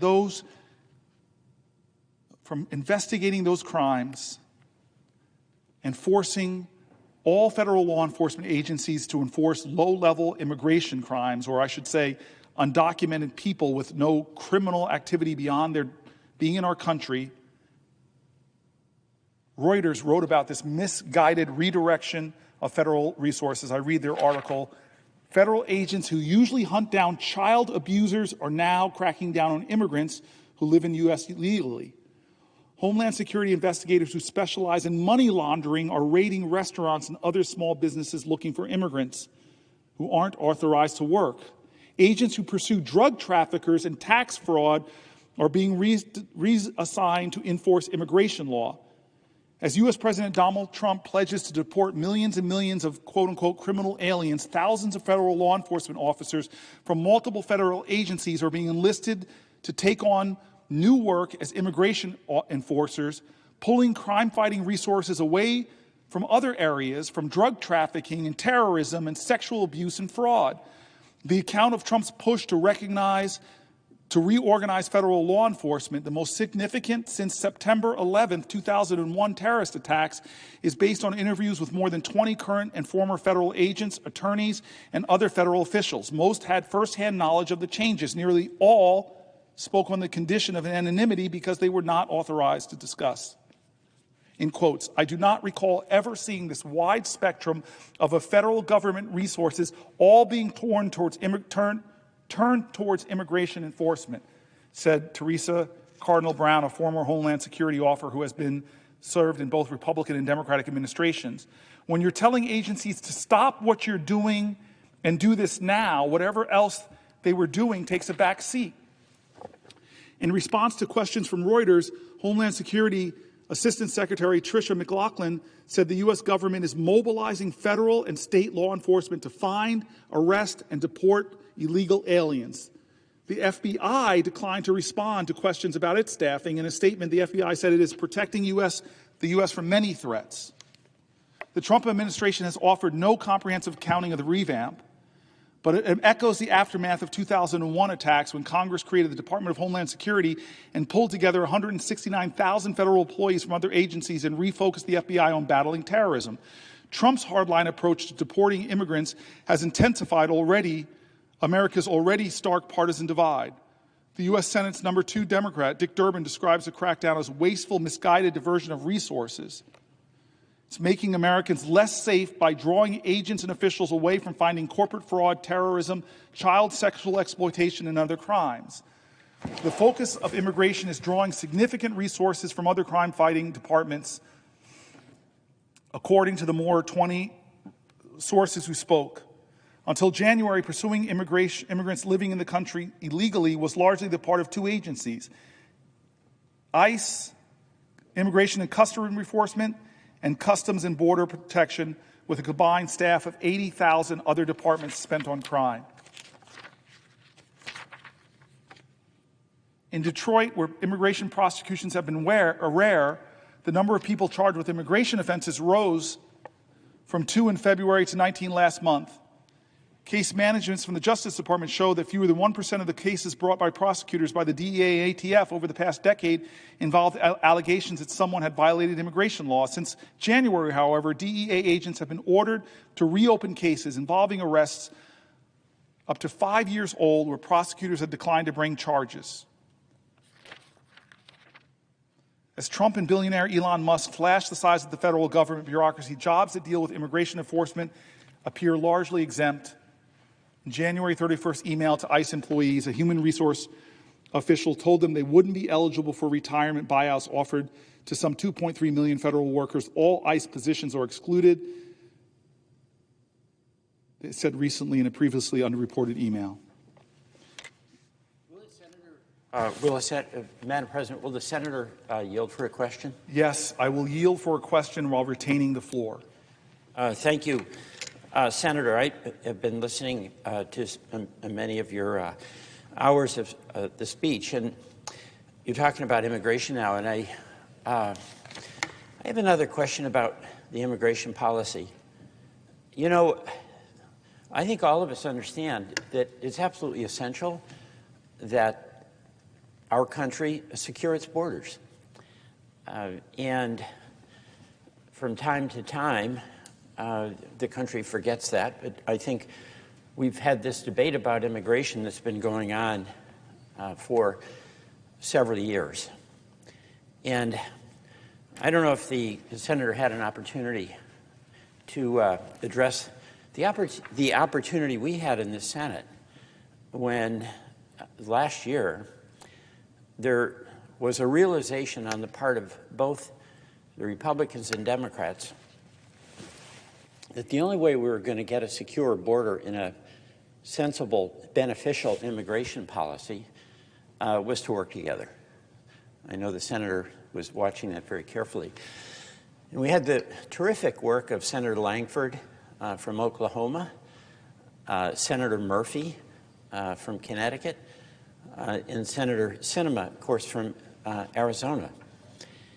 And despite the enormous political tension that surrounds the immigration issue, and for understandable reasons, the three of them worked very hard and came together for a tripartisan proposal, in effect.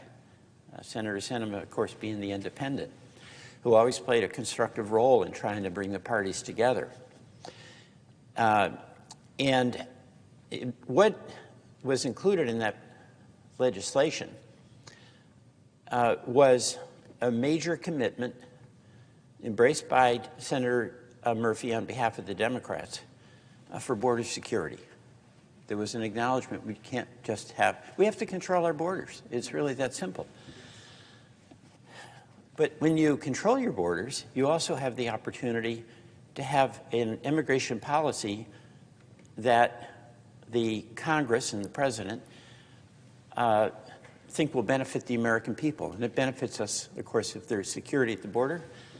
But it also benefits us if we have legal immigration that is controlled by the American people. And, of course, you know, I've noticed that Elon Musk, who is against immigration, he's for everything that the President Trump is for, he likes having very highly educated computer people that can help him go from very rich to even richer. So he carves out an exception for people that will be beneficial and helpful to him in his various enterprises. But you know, we've got in Vermont a lot of dairy farms, and we have a tourist industry, and we have a real hard time filling those jobs. So legal immigration can really be helpful and constructive and beneficial to the people of the state of Vermont. And I know talking to my colleagues on both sides of the aisle, many of us in our states have tourist industries and we have agricultural enterprises, just to mention two, where the reality is we don't have the number of people we need to fill those jobs. And, you know, it's not just a matter of paying more, because I do think we have to be very mindful that we want to do every single thing we can to help elevate the wages of American workers, which, by the way, this is a little bit of an aside. Why in the world haven't we raised the minimum wage? I mean, I know, Senator, you're for that, and I certainly am.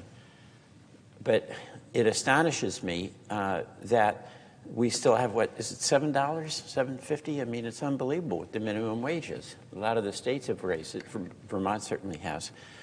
But we, on immigration, had the opportunity and the bill and the will to make enormous progress so that we'd have an immigration policy that secured the border, had the validation of bipartisan majorities in the House and in the Senate, would have also addressed issues about legal immigration that would help us strengthen our economy, and also would have included a pathway to citizenship for dreamers, folks who were brought here by their parents when they were 4 or 5 or 6 years old, and whose the only country they know is the United States itself. And, you know, my understanding from talking to my colleagues on the other side of the aisle is that there's an enormous amount of respect for many of these dreamers, many of whom have been heroes for us in the military. So this is not in my view, it's not a Republican-Democratic situation. It is a desire on the part of almost everyone in this body to accommodate a reality of a child being brought here by his parents, going to school, getting an education, serving their country, firefighters, Marines, teachers, doing all these things that are really helpful to our country and where they're here through absolutely no fault of their own. And if we were to require them to be deported, and that's an effort that the current administration is making, you'd literally be taking people who might be 30 or 40 years old now, have families, and send them back to the country from which their parents brought them, and they don't even speak the language. And, you know, that obviously makes no sense. And when I talk to Vermonters who have very, very strong views about of having a strong border, and I ask them, what about this situation? They think, wait a minute, well, that's different. You know, that's a person who lives here. That's like my neighbor. So I was so disappointed when we were on the cusp of being able to get this legislation passed, when then candidate Trump, in his candid way, said, kill it. And he was candid about why. It would, quote, give, quote, the Democrats a win. I never saw this as a win for Democrats. You know, I saw this as a win for America. And, you know, the reality is that when we have to do really hard things here, and we're not doing hard things these days, but when we're trying to do hard things that are really important for the American people, my experience is you really do have to get to a bipartisan place. because, you know, we've lost elections and we lost the last one. And that is on us. It's not on the voters. They made a decision. That's their right to do. And we have to learn and we have to listen. But when we were listening and hearing loud and clear from the American people that we want a secure border, and then we worked with our colleagues on the other side of the aisle to get a secure border, why in the world would the leader of the party kill it? Why? I mean, we know the reason. He thought it was good politics. But this is not about what's good partisan politics. It's about what's good policy that's going to help the American people. So I'm really, among the many things you're focusing on, of course, is this question of immigration. And this is incredibly important, but I want it to be clear that I, as one member of the United States Senate, am absolutely all in for the immigration reform that we need, and that is a secure border. That is legal immigration as we determine the type of immigration that will be beneficial to the American people and sustainable. And it also includes a pathway to citizenship for these children, in many cases, who were brought here by their parents, who had no agency, no involvement whatsoever in the decision to come here, how they got here. Pardon me. For those of us who don't stay up all night, some of us use alarms to wake up. So pardon me for being here earlier than I thought I'd be here, and you're here later than maybe than you thought. But you know, it's such a privilege for you, and it's such a privilege for me. It's such a privilege for the other 98 citizens of this country who serve with us in the United States Senate, that any chance we get to do something that's helpful to the people we represent, don't we want to grab it? Don't we want to do it? And does it matter if our name lives in memory that we were here? It doesn't. What matters is what we do here. And whether, when we leave, we can look back and have the satisfaction of knowing we gave it our best. And I hope, you know, there's enormous pressure on folks in this job from the cross currents of the political world that we live in. And all of us are fallible, and all of us have plenty of opportunity to get it wrong, and we do. But what I've seen in the people I've admired on both sides of the aisle, I think of Senator McCain, who Senator Murphy worked with so much, there was a heart and soul to that man. And it was the heart and soul in his spirit that guided him. And when I think about immigration and we're talking about how tough it is, he worked together with the so-called Gang of Eight to come up with a reform that this Senate passed years ago. I was in the House then, and I remember being so excited when I heard that the Senate had actually come up with a proposal that just made sense. It wasn't perfect. What is? You know, Senate to earth. What's perfect? We do the best we can. That's about it. But you know what? When I say that's about it, that's what life is. Do your best.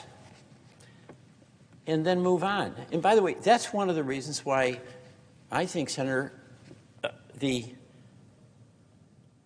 bipartisanship, which we don't have now at all, but why it has to ultimately, we have to have enough humility to understand that neither side has the answers. And where we try in earnest to come up with the best solution we can at the moment, where we listen to each other, what happens is that if we didn't get it fully right, and we never will, we understand that we have an opportunity to fix it and make it better based on that experience. And when there's just our way or the highway, there's no resolution and no progress. Number one, you don't get the bill passed, as we saw with the immigration bill. And then number two, if you get it passed, the other side just tries to tear it apart and repeal it, as opposed to improve it. Now, every single one of us knows that the American people want progress. But when what we're talking about was something as hard, it truly is hard, the issue of immigration. We're talking something that's hard politically.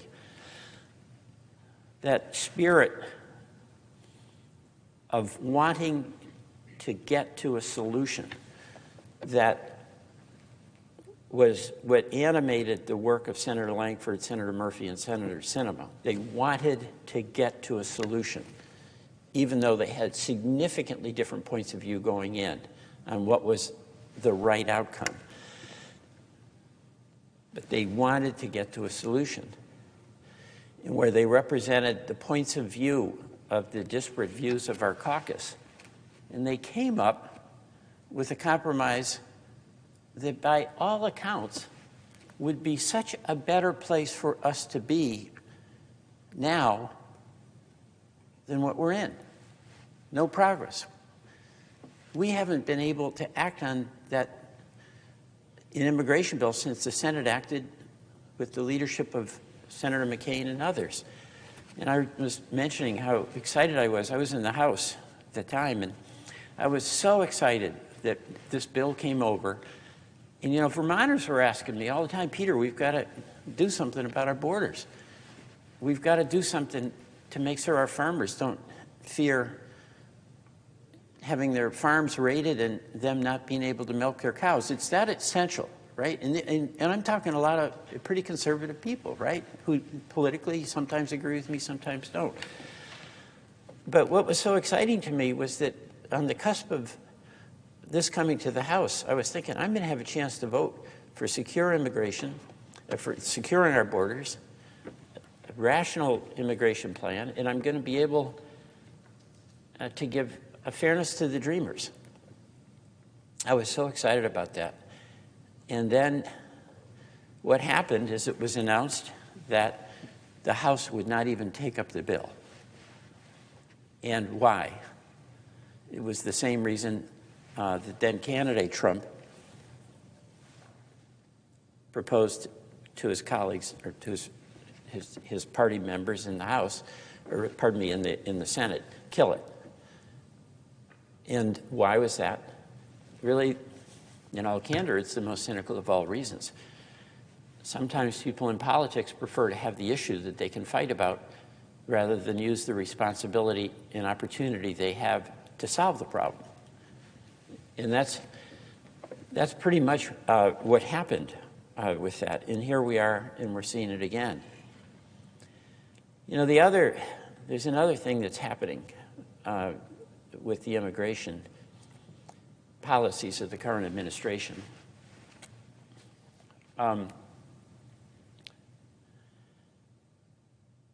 There's a lot of cruelty that's part of it. You know, yes, we have to have a secure border. Yes, criminals who came here illegally should be deported. But should the consensus that we have about a secure border, about the legitimacy of deporting criminals who are here illegally, be used to justify a wholesale roundup where the people who are rounded up are almost randomly picked up?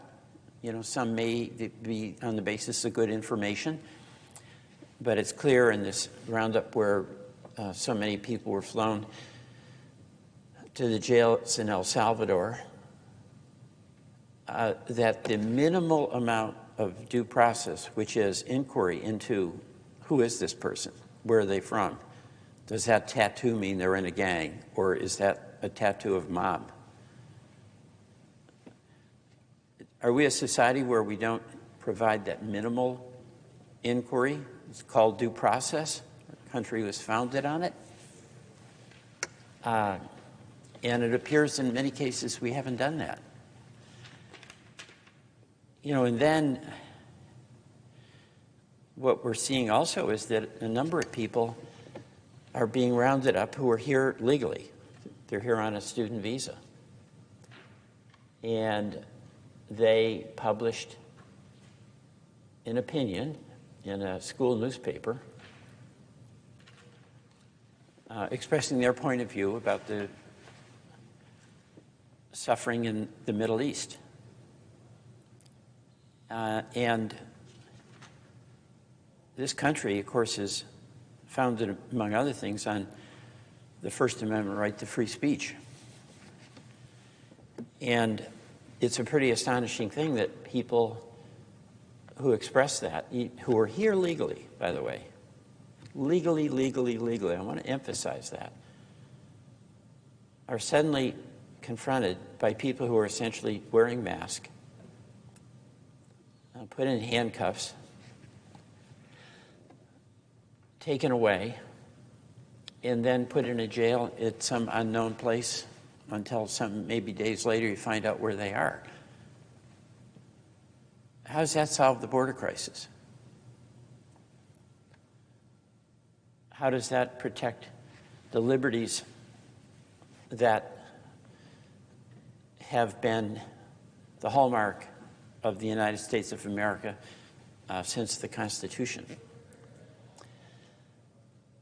It is cruel. You have a person who essentially disappears, and that's a term I know Senator Murphy used once, and I think, unfortunately, accurately. So,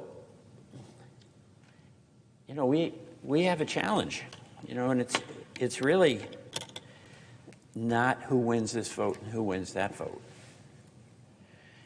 And it's not even who's in the majority and who's in the minority. Because this country only works, and this Senate only works,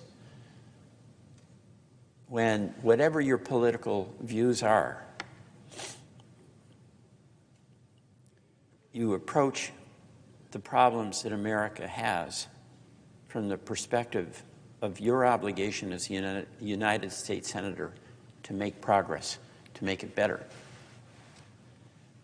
And, you know, I was in the state Senate for 13 years. I'm not going to say my life's been downhill since then. but what I so appreciated about the Vermont Senate, and I learned working with other people there. Bipartisan doesn't have a meaning almost now because it's like you've got to be on one side or the other. But I remember when I first went to the state Senate, Senator Booker, I won an election that was an upset. So I was feeling pretty good about myself. And when I got there, it was a majority in the Republican Party. And I was ready to cause trouble. And not necessarily in the John Lewis good way, all right? It might have been more of a Peter Welch ego way. So I had a lot to learn. And what I remember was showing up in these two Republican senators who were just really icons for me in my life, as it turns out. They, in the lieutenant governor, made decisions about who would be on what committees. And I really wanted to be on the finance committee. But that's not a committee you get on when you just show up. And you've won an election, and you're acting like you're more important than you are. And they put me on the finance committee. And I said, I'm doomed. And the reason is I knew I had to cooperate They've been so good to me and so generous. They gave me a seat at the table. And it was such a thrill and for me to be able to actually sit at the table with these people that I held in such high regard and who knew so much more than me. But they invited me in. They didn't push me aside just because I had different points of view and was from a different party. You know, a few years later, I became Senate President, so I had a lot to do with who was on what committees. And I remember I started then the process that we still do in Vermont, and I appointed a number of Republicans to chair committees. And I was in the Senate a second time with the now governor of Vermont, Phil Scott, and he became the chair of the Institutions Committee, which was kind of that's a big deal in Vermont. And when I tell folks we did that in Vermont, where sometimes you'd appoint somebody who's on the other party, they want me to have a mental status exam around here. You know, you just don't do that kind of thing. But, you know, what I do know and what I do see is that there are a lot of people here who do have that, I'll call it the Murphy-Langford cinema attitude. Let's solve the problem. Let's make progress.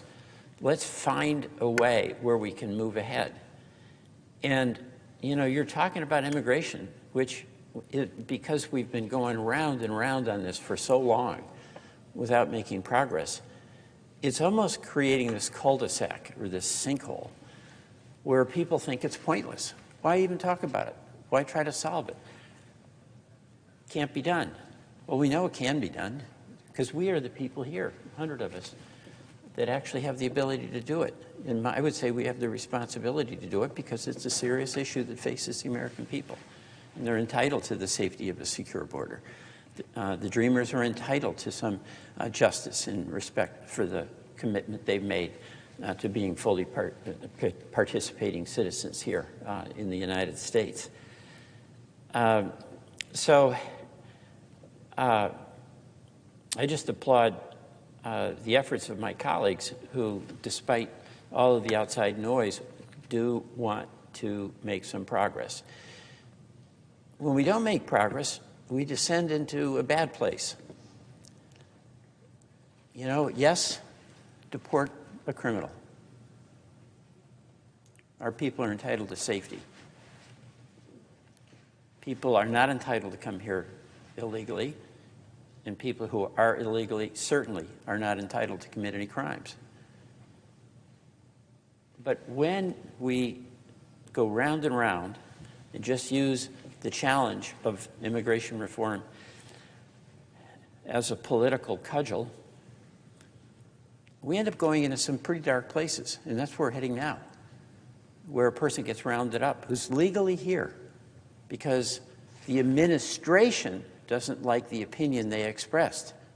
It's not that their opinion was necessarily subversive, but it's not even wrong. It's debatable. You and I would have a free opportunity to debate, you know, what should be our policy in the Middle East? What should be our policy on immigration? But the administration decides that speech I don't like. Arrest that person. Disappear that person. And then we get into debates that are really not about making progress, but mutual recrimination. So I'm, you know, just very delighted that you're focusing a good part of your effort here on the vital question of immigration. You know, I do hope, I haven't been watching everything, but if it's okay, I just want to direct your attention to these tariffs that are happening a little bit. And I know you're going to have an opportunity to talk about a fair number of things. You already have. But I've never seen anything so dumb and reckless as these tariffs on Canada. You know, we have a library in Newport, Vermont, Derby Line, actually, the Haskell Free Library. Half of it is in Vermont, half of it is in Canada. Is that cool or what? Canadians come in what I call the back door, but they call the front door, and we come in the front door, which they call the back door. And we read books together. We've had this library for decades. And I was with we had a round table up in the Canadian-Vermont border. And the member of parliament from Stansfield, which is the town next to Newport, Madame Bibeau, was with us. And when we were with some folks who ran businesses on the Vermont side and on the Canadian side, and some of whom had operations on both sides,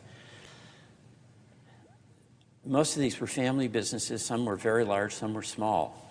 And it ranged from like farmers, and they on the Vermont side, who got their a lot of their fertilizer from Canada, and that's true, by the way, all across the northern border. So it can be Minnesota, it can be Idaho. So many of our farmers all along the Canadian-American border have cross relationships with Canada. They get their fertilizer. It's going to cost 25% more. And we all know how hard our farmers work. Nobody works harder. The margins of what they make is tiny, and you add a 25% tariff. I mean, these people are just, they don't know what's going to happen. And our maple syrup makers, back and forth, we get a lot of syrup from Canada and blend it and make it into products with Vermont syrup. Canada's the biggest producer of maples, the second best maple syrup in the world. Vermont is the biggest producer of the best maple syrup in the world, in the United States. But the equipment is largely made in, that our sugar makers use, is largely manufactured in Canada. 25% tariff on that.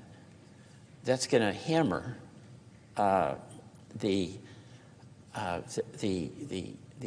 Vermont maple producers. Again, they operate on a small margin.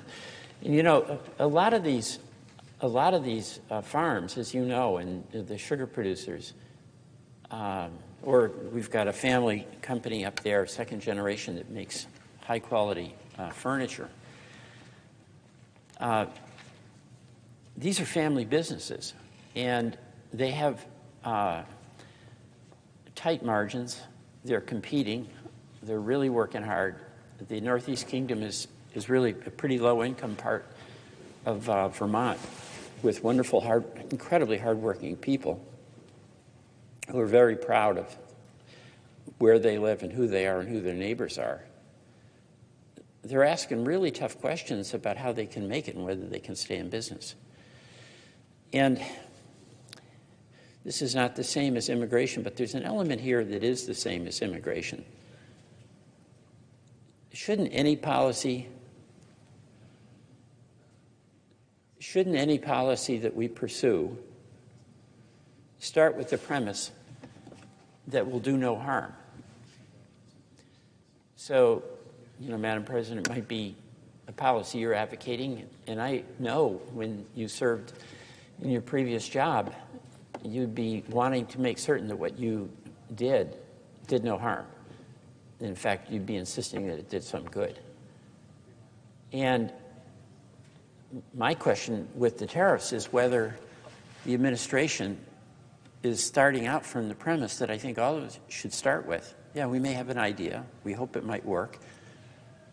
But we got to make sure it does no harm. I'm sorry, I was going to answer that question, but yeah, go ahead. Did the senator finish his question? Yeah, well, that's a long question, and I'm waiting for a long answer. Okay. I want to first start by saying that the senator has a reputation around this place, that there's a deep, penetrating goodness that's in you. I love to watch my Senate colleagues when the other people are not. It's a habit of mine because I think what you do when no one is watching is really telling. There's a belief I have that someone who is nice to you but not nice to the waiter is not a nice person.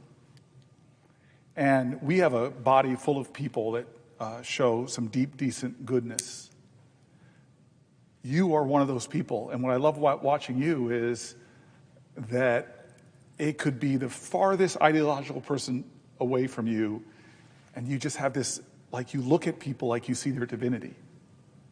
Whether it's the person at the highest position, a leader of the Senate on either side, or someone who holds the door. What I love about you is when I watch you, you're one of the senators. Some people just keep to their side of the aisle. I always look up and I find you over there talking to somebody. And I just rely on that decency in you as a friend. And I've come to love you like a brother. And I want to thank you for being here before your alarm in the morning goes off. It really touches me. And I don't know if you remember this, but about 12 hours ago, you sat right here and you embraced me in a hug. And I leaned on that hug because I wasn't sure that I would even make it 12 hours. I take strength from you, my friend. And I take strength from you to hold to my kindness, to look for it everywhere. This is a story I don't think I've ever shared with you, but it speaks to how we get things done and how we should get things done. But when I first got to the United States Senate, my mentor, Bill Bradley, gave me 3 real lessons for me to learn. I think I've obeyed 2 out of the 3. One was to know the rules of procedure really well. That's the one I probably failed. I'm still learning things 13 years into this about the rules of procedure. The second one was become a specialist in some areas. Don't be a mile wide and an inch deep, and I feel like I've done a pretty good job on that. But the one that he called me that was most fruitful, I've already mentioned one of the benefits I had in doing this with John McCain earlier in this 12 hours. But he commanded me to go and meet with all your Republican colleagues, take them out to dinner, sit with them for lunch, whoever they are. I went out to dinner with Ted Cruz. It was hard to find a restaurant because I'm a vegan and Ted Cruz is from Texas. But I still remember that we went out and how people were sort of shocked just to see 2 human beings breaking bread. But the story I want to tell my friend about is when I went to see Jim Inhofe, Republican from the same state as Langford. And I couldn't get him to meet with me. Couldn't get on his schedule. And I found out that he had Bible study in his hideaway. And so I go up to his hideaway for Bible study. Thune was there. And we all have implicit biases. We all have implicit biases. My implicit bias was that I did not expect this older, conservative man that I would walk in and see on his mantle this beautiful picture centered of him hugging a little black girl. I'm embarrassed by that it so surprised me. And I, especially in those days, I didn't talk to the senior giants in the Senate. I didn't call them by their first names. I still have a problem calling Senator Durbin by his first name, for example. He is a lion of the Senate, in my opinion, and one of the kindest people to me since I've been here. But so I go to him, I go to Jim Inhofe, I go, "Mr. Chairman, sir?" And I look at the picture and I go, "Who dat?" And he smiles and chuckles. And then he tells me the most beautiful story of his family adopting this little black girl out of some of the most terrible circumstances. And I was so moved. And thinking about my friend Bill Bradley, I would have never known this incredibly beautiful thing about somebody who ideologically we disagreed on so many things, but knowing this personal moment, it created this thread between us. Not a rope, not a cord, but a thread that connected me to him and had created a deeper affection. So fast forward many months in this body, and there's a big education bill, which Chris Murphy referenced earlier. A big education bill was going through the Senate because No Child Left Behind, we were going back the other way. And Senator Durbin has told me about this. Pendulum sometimes swings and swings back in this place. And it was a deal. Lamar Alexander was in the well of the Senate. He was the manager of the bill, and there was no amendments allowed. No amendments allowed. And of course, I'm sitting back here. This is where I sat. And you talk about egos. My ego think I had this great amendment, and I was frustrated that they were having this rule, no amendments. But I got a great amendment to do something about homeless and foster children that have the worst educational outcomes. And I thought I had a modest amendment to try to make a difference for American children that are in foster care or that were homeless. And I'm frustrated. I'm sitting back here, something that I dream of doing again one day, sitting, and just kind of upset. And then I see walking through those doors Senator Jim Inhofe, and he walks to the well, kind of talking, and I remember the story he told me about this little black girl and his family, and something tells me to get up, and I walk into the well, down these steps, and I say to him, Mr. Chairman, sir, I know how much you care for children in tough circumstances. I have an amendment, and I explained my amendment to him, and he looked at me and he gave me the Senate version of no, which is, I'll think about it. And I got frustrated, and I said, thank you, sir, for considering it. And I walked back, and I sat down right here. And then when I picked my head up, he's marching into our side like you do on the other side. Like his GPS coordinates were off, marches up to me, and just sort of grunts at me, I'm in. And then turns around, starts walking away from me, and I step up. I go, wait, excuse me, what do you mean? He goes, Cory, I'm going to co-sponsor your amendment. And I was so happy. And now I go over to Senator Grassley. You say the same thing to him, a relationship that, thanks to Dick Durbin, I really bonded. I have this sweet relationship with him, even though, again, we disagree on so much. And he doesn't even make me wait. He looks at me and he goes, you got Inhofe? And he signs on my... By the time I go to Lamar Alexander, I look at him and I'm like, I got a full house. I'm sorry, I got no other Democrats, but I got all these Republicans. And he looks at me, he laughs, and he goes, really? And he puts the amendment on the bill. It's the law of the land now. And so what you said in the beginning of your long wind-up question, my dear friend, my dear brother, is how real change is made. That man, Dick Durbin, when I first got to the Senate, he knew how much I cared about criminal justice reform. He brought me to the table. I started working. As I presided, I started working in conversations with Mike Lee and conversations with Chuck Grassley. We cobbled together a bill. It wasn't done by executive fiat. It was done in the Senate. 87 votes. It's the law of the land. Thousands have been liberated from unjust incarceration.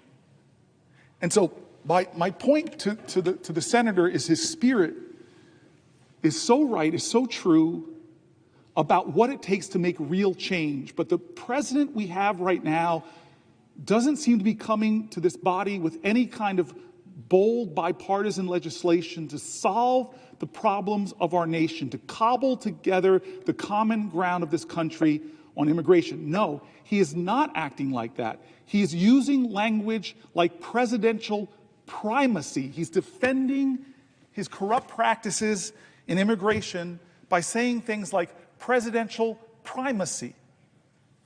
He's invoking the Alien Enemies Act. He's evoking the Alien Enemies Act, an act from the 1700s to deny due process, which Anton Scalia, a textualist, says that whether you're born in this country or not, you have due process here. The Constitution states only one thing twice. Both the 5th and the 14th Amendments say that no one, not no citizen, no one shall be deprived of liberty or property without due process of law. And yet this president is disappearing people. And as we documented here, disappearing the wrong people. As we documented here, detaining unjustly Americans, separating families, all while pushing his agenda and doing things that the values of people on both sides of this aisle don't believe in, like stopping the investigation of children for alleged sexual molestation. This is wrong. And I sat down with some of the advocates who were telling me and who were trying to fight to stop the law from being broken, and they scared me, Dick Durbin. because they said what I said on this floor. If someone is willing to violate the Constitution, for some, it endangers the constitutional rights for us all. Do not think this is, oh, those people. If they are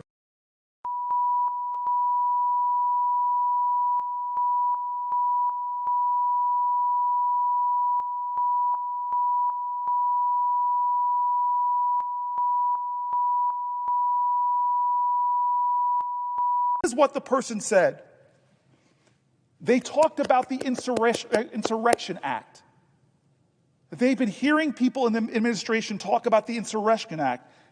Every person in this Congress and across the country wants a safe and secure boarding, but scapegoating immigrants to erode basic constitutional freedoms does not make America safer, does not make our community safer, does not reform our immigration system like we should be doing in a bipartisan manner like Langford and Murphy. It does not stand our long-standing problems from our agricultural industry to our tech industry. History has shown that when due process and basic constitutional rights are eroded for some people, it does not stop. It continues to erode.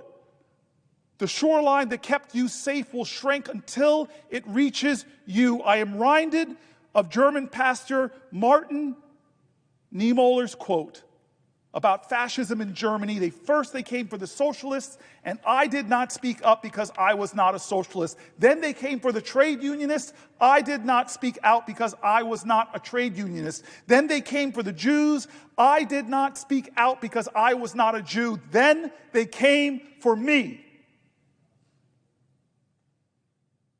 And no one was left to speak. Well, everything that has happened in the last few months contradicts American values, shared values. I am most concerned about what this signals for the future and the potential invocation of this president of the Insurrection Act. Some of our country's most prominent lawyers have warned that the invocation of these two antiquated laws, the Alien Enemies Act and the Insurrection Act, may result in the true erosion of our constitutional rights. Trump's recent invocation of the Alien Enemies Act is the first step, disappearing people without due process, as Justice Scalia says is wrong.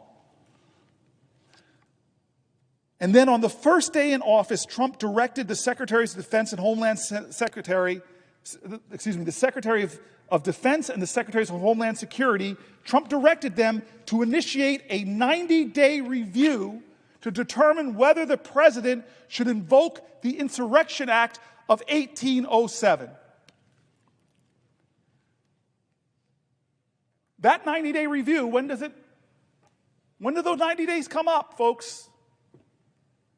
This month, in 19 days, April 20th, the President of the United States, who's already invoked a 1780-something law, also asked his immigration folks, his Homeland Security folks, to do a 90-day review about the Insurrection Act of 1807. Now, there's people probably watching and say, what is the Insurrection Act? I bet a lot of folks, I had to look up what the Alien Enemies Act was. So let me tell folks what the Insurrection Act that our president, on his first day in office, of all the things a president has to do, he turned to the Secretaries of Defense and the Secretary of Homeland Security to initiate a 90-day review of the Insurrection Act. America, what is the Insurrection Act of 1807? It's among the president's most powerful authorities that he can deploy the U.S. armed forces and militia during a national emergency. He can declare a national emergency. This president has already wrongfully declared a national emergencies. He declared a national emergency on energy. Senator Kaine talked about the outrageousness of somebody declaring a national emergency on energy when we were at the highest level of petrochemical extraction in our country's history.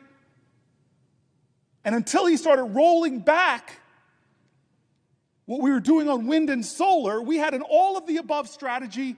Nobody drilled more than Joe Biden. The Insurrection Act gives the ability of the president to declare a national emergency to suppress insurrections, to quell civil unrest or domestic violence, and enforce the law when he believes it's being instructed.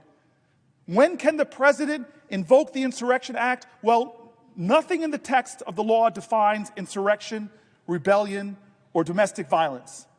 Those are the prerequisites for deployment, but they don't define those things. One of Trump's first executive orders, signed the evening he took office on January 20th, was titled, "Declaring a National Emergency at the Southern Border of the United States." In that order, he said American sovereignty is under attack. He has already declared a national emergency. Neither Congress nor the courts played a role in deciding what constitutes an obstruction or a rebellion. If Trump does unlawfully invoke the Insurrection Act, he can conceivably use our military to carry out his deportation agenda within our country's borders. All while any due process or opportunity to prove that their presence in the U.S. is lawful, or even that they are a citizen. Trump himself said he wants to deport American citizens to foreign countries. Trump himself has said, I want to deport American citizens to foreign countries. On February 4th, he said, and I quote, "I'm just saying, if we had a legal right to do it, I would do it in a heartbeat. I don't know if we do or not. We're looking at it right now." This is what he has asked his Secretary of Defense and his Secretary of Homeland Security to say, can I invoke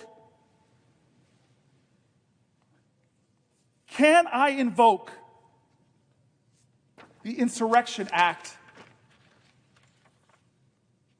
So don't be mistaken. This is not just about immigrants. This is not just denying immigrants the due process that Anton Scalia said that immigrants have a right to, so you don't disappear the wrong people like the Trump administration has done.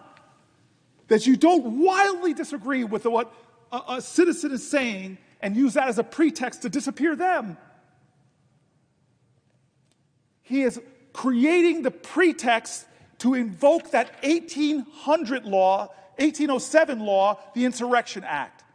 And if he does that when they came for the immigrants and denied them due process, he is trying to get us to surrender our commitment to the constitutional guarantees that Americans have. He has said he would deport Americans if he could.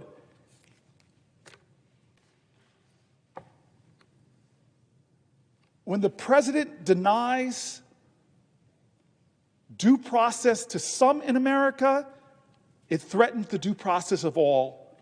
Let's see what happens on April 20th. If this president, who's already invoked the Alien Enemies Act, follows through and invokes the Insurrection Act. But why wait till April 20th? Raise your voice now, stand up now, do something now, cause some good trouble now. Let this president know that if he does ever do that, there will be a rising up of people's voices, a rising up of good trouble, as John Lewis would say, that say, not in my country, this is